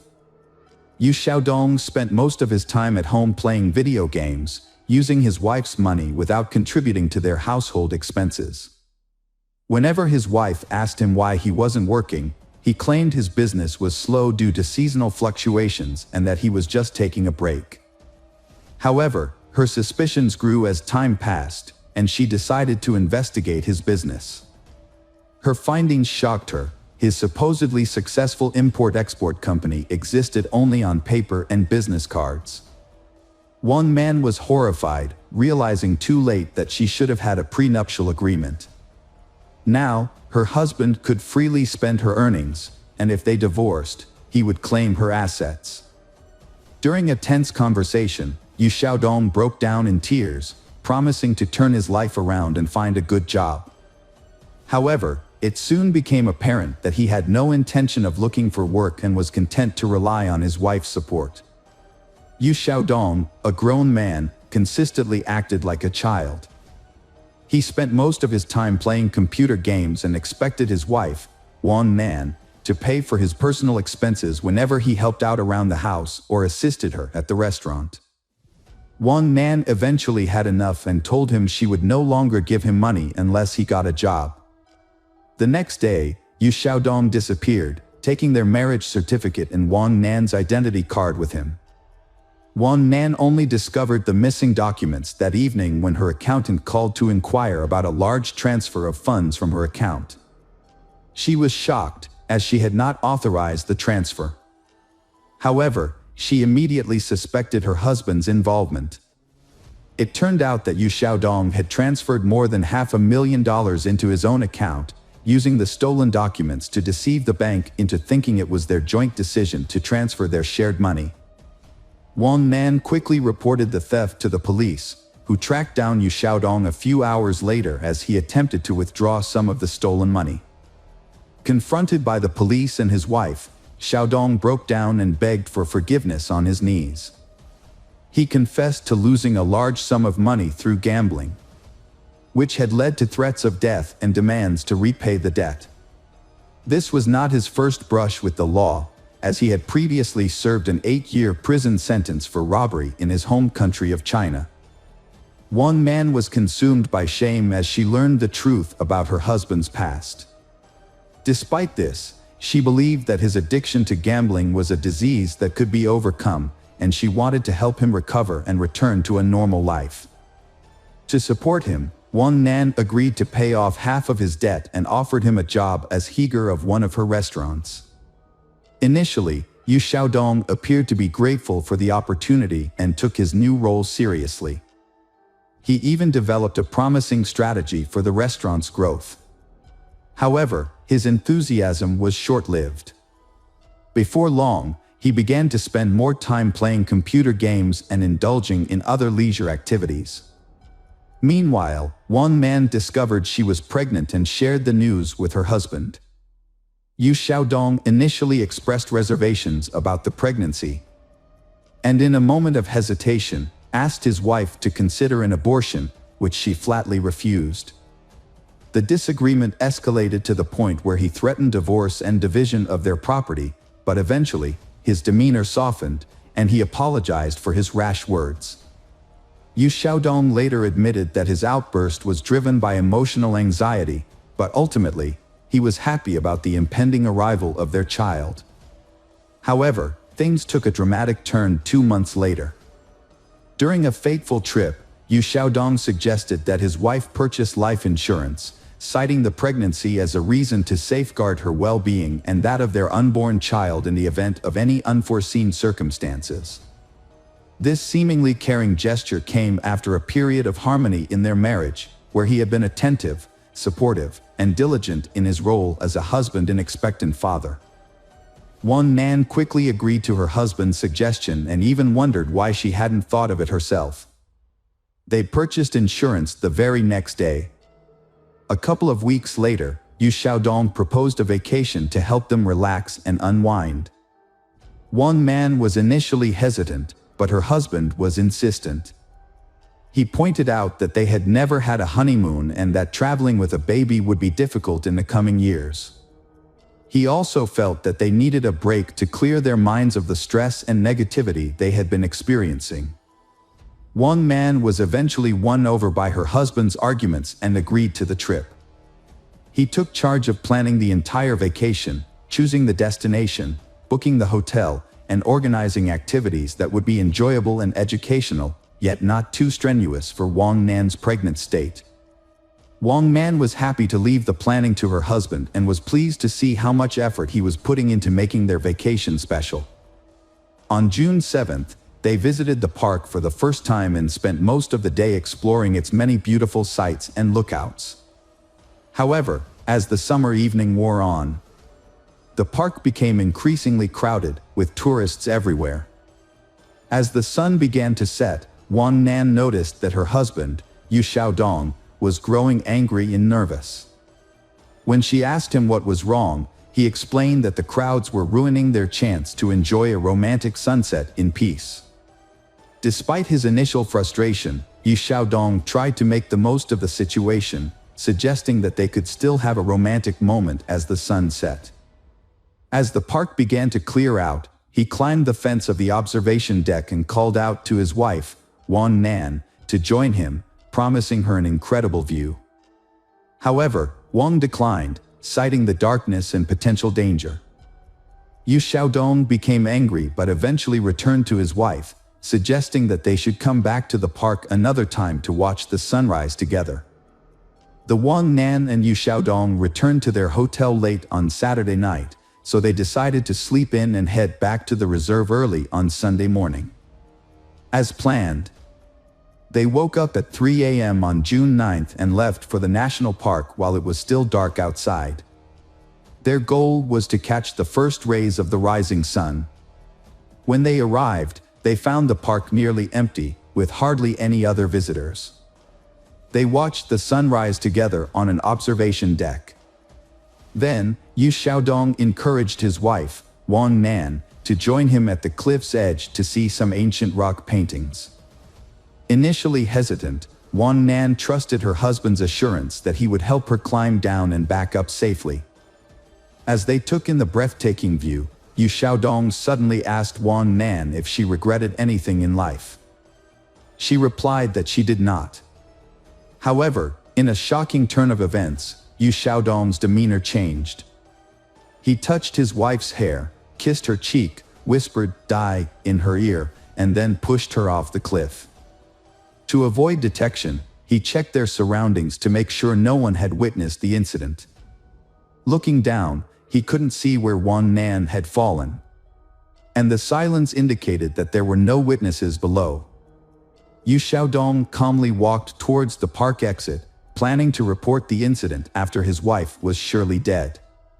However, hikers who had wandered off the trail spotted Wang Nan's body on the rocks and immediately called for rescue, reporting the incident. As Yu Xiaodong was leaving the reserve, several emergency vehicles sped past him, sirens blaring.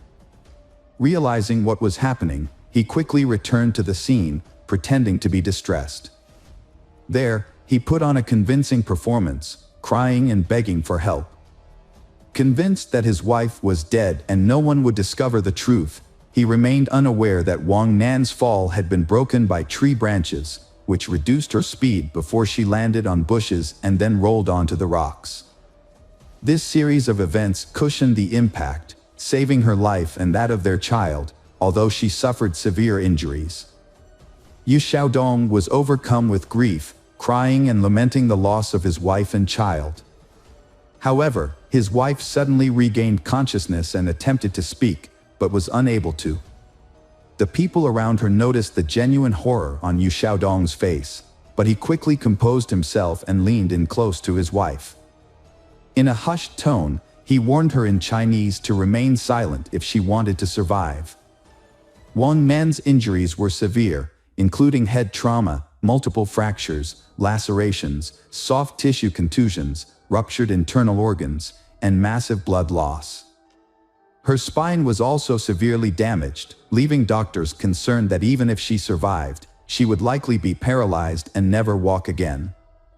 One man spent several days in a coma, connected to life support machines, during which time her husband remained by her side constantly.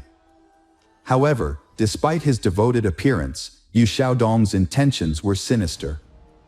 Every time he was alone with his wife, he thought about how to complete the job without arousing suspicion. His actions were a ruse, hiding his true intentions behind a mask of love and devotion that he examined the devices, but couldn't find a way to quietly disable them. Wang Nan slowly regained consciousness. When she did, her husband was beside himself with fear. He stayed with her constantly, terrified that she would reveal the truth to the police at any moment. When they were alone, he threatened her again, saying he had nothing to lose. During the initial police interrogation, the Wang Nan supported her husband's claim that her fall was caused by dizziness. However, when her husband briefly left the room, Wang Nan asked the nurse to call the police again and prevent her husband from re-entering.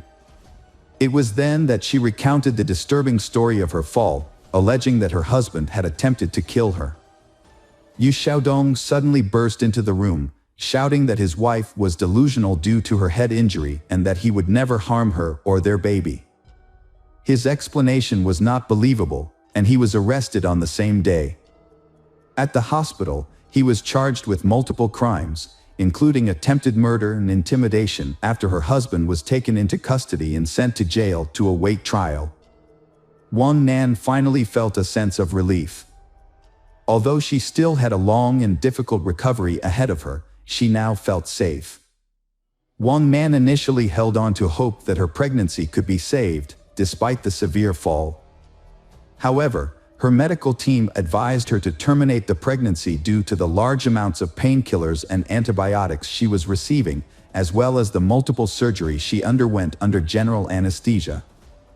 The doctors prioritized Wang Nan's life, warning her that the fetus was unlikely to survive the strong medications. This news came as a devastating shock to Wang Nan, but she ultimately followed the doctor's advice. During the trial, Yu Xiaodong vehemently denied any wrongdoing, sticking to his claim that the incident was an accident. He remained calm and composed in prison, hiring skilled lawyers and expressing confidence that he would either be acquitted or receive a lenient sentence. In contrast, the investigators and prosecutor were convinced that Yu Xiaodong had deliberately committed the crime. Motivated by the prospect of collecting a substantial insurance payout and inheriting his wife's fortune, which was valued at nearly $2.5 million at the time. During an interrogation, Yu Xiaodong made a shocking revelation about his motive for the heinous crime.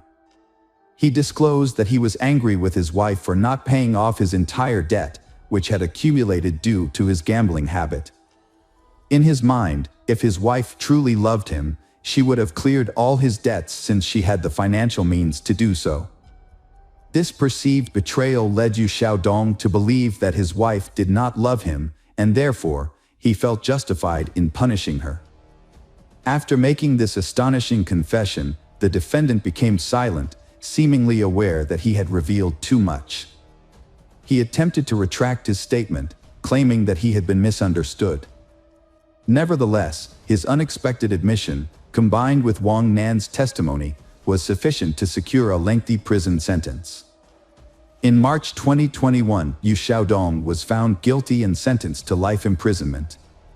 However, he and his lawyers filed multiple appeals, and 6 months later, the Thai court showed unusual leniency by reducing the life sentence to 10 years in prison.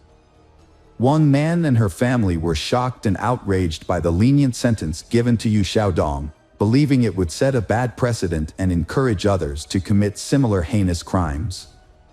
Yu Xiaodong received a sentence of 10 years for attempting to murder his pregnant Wang Nan.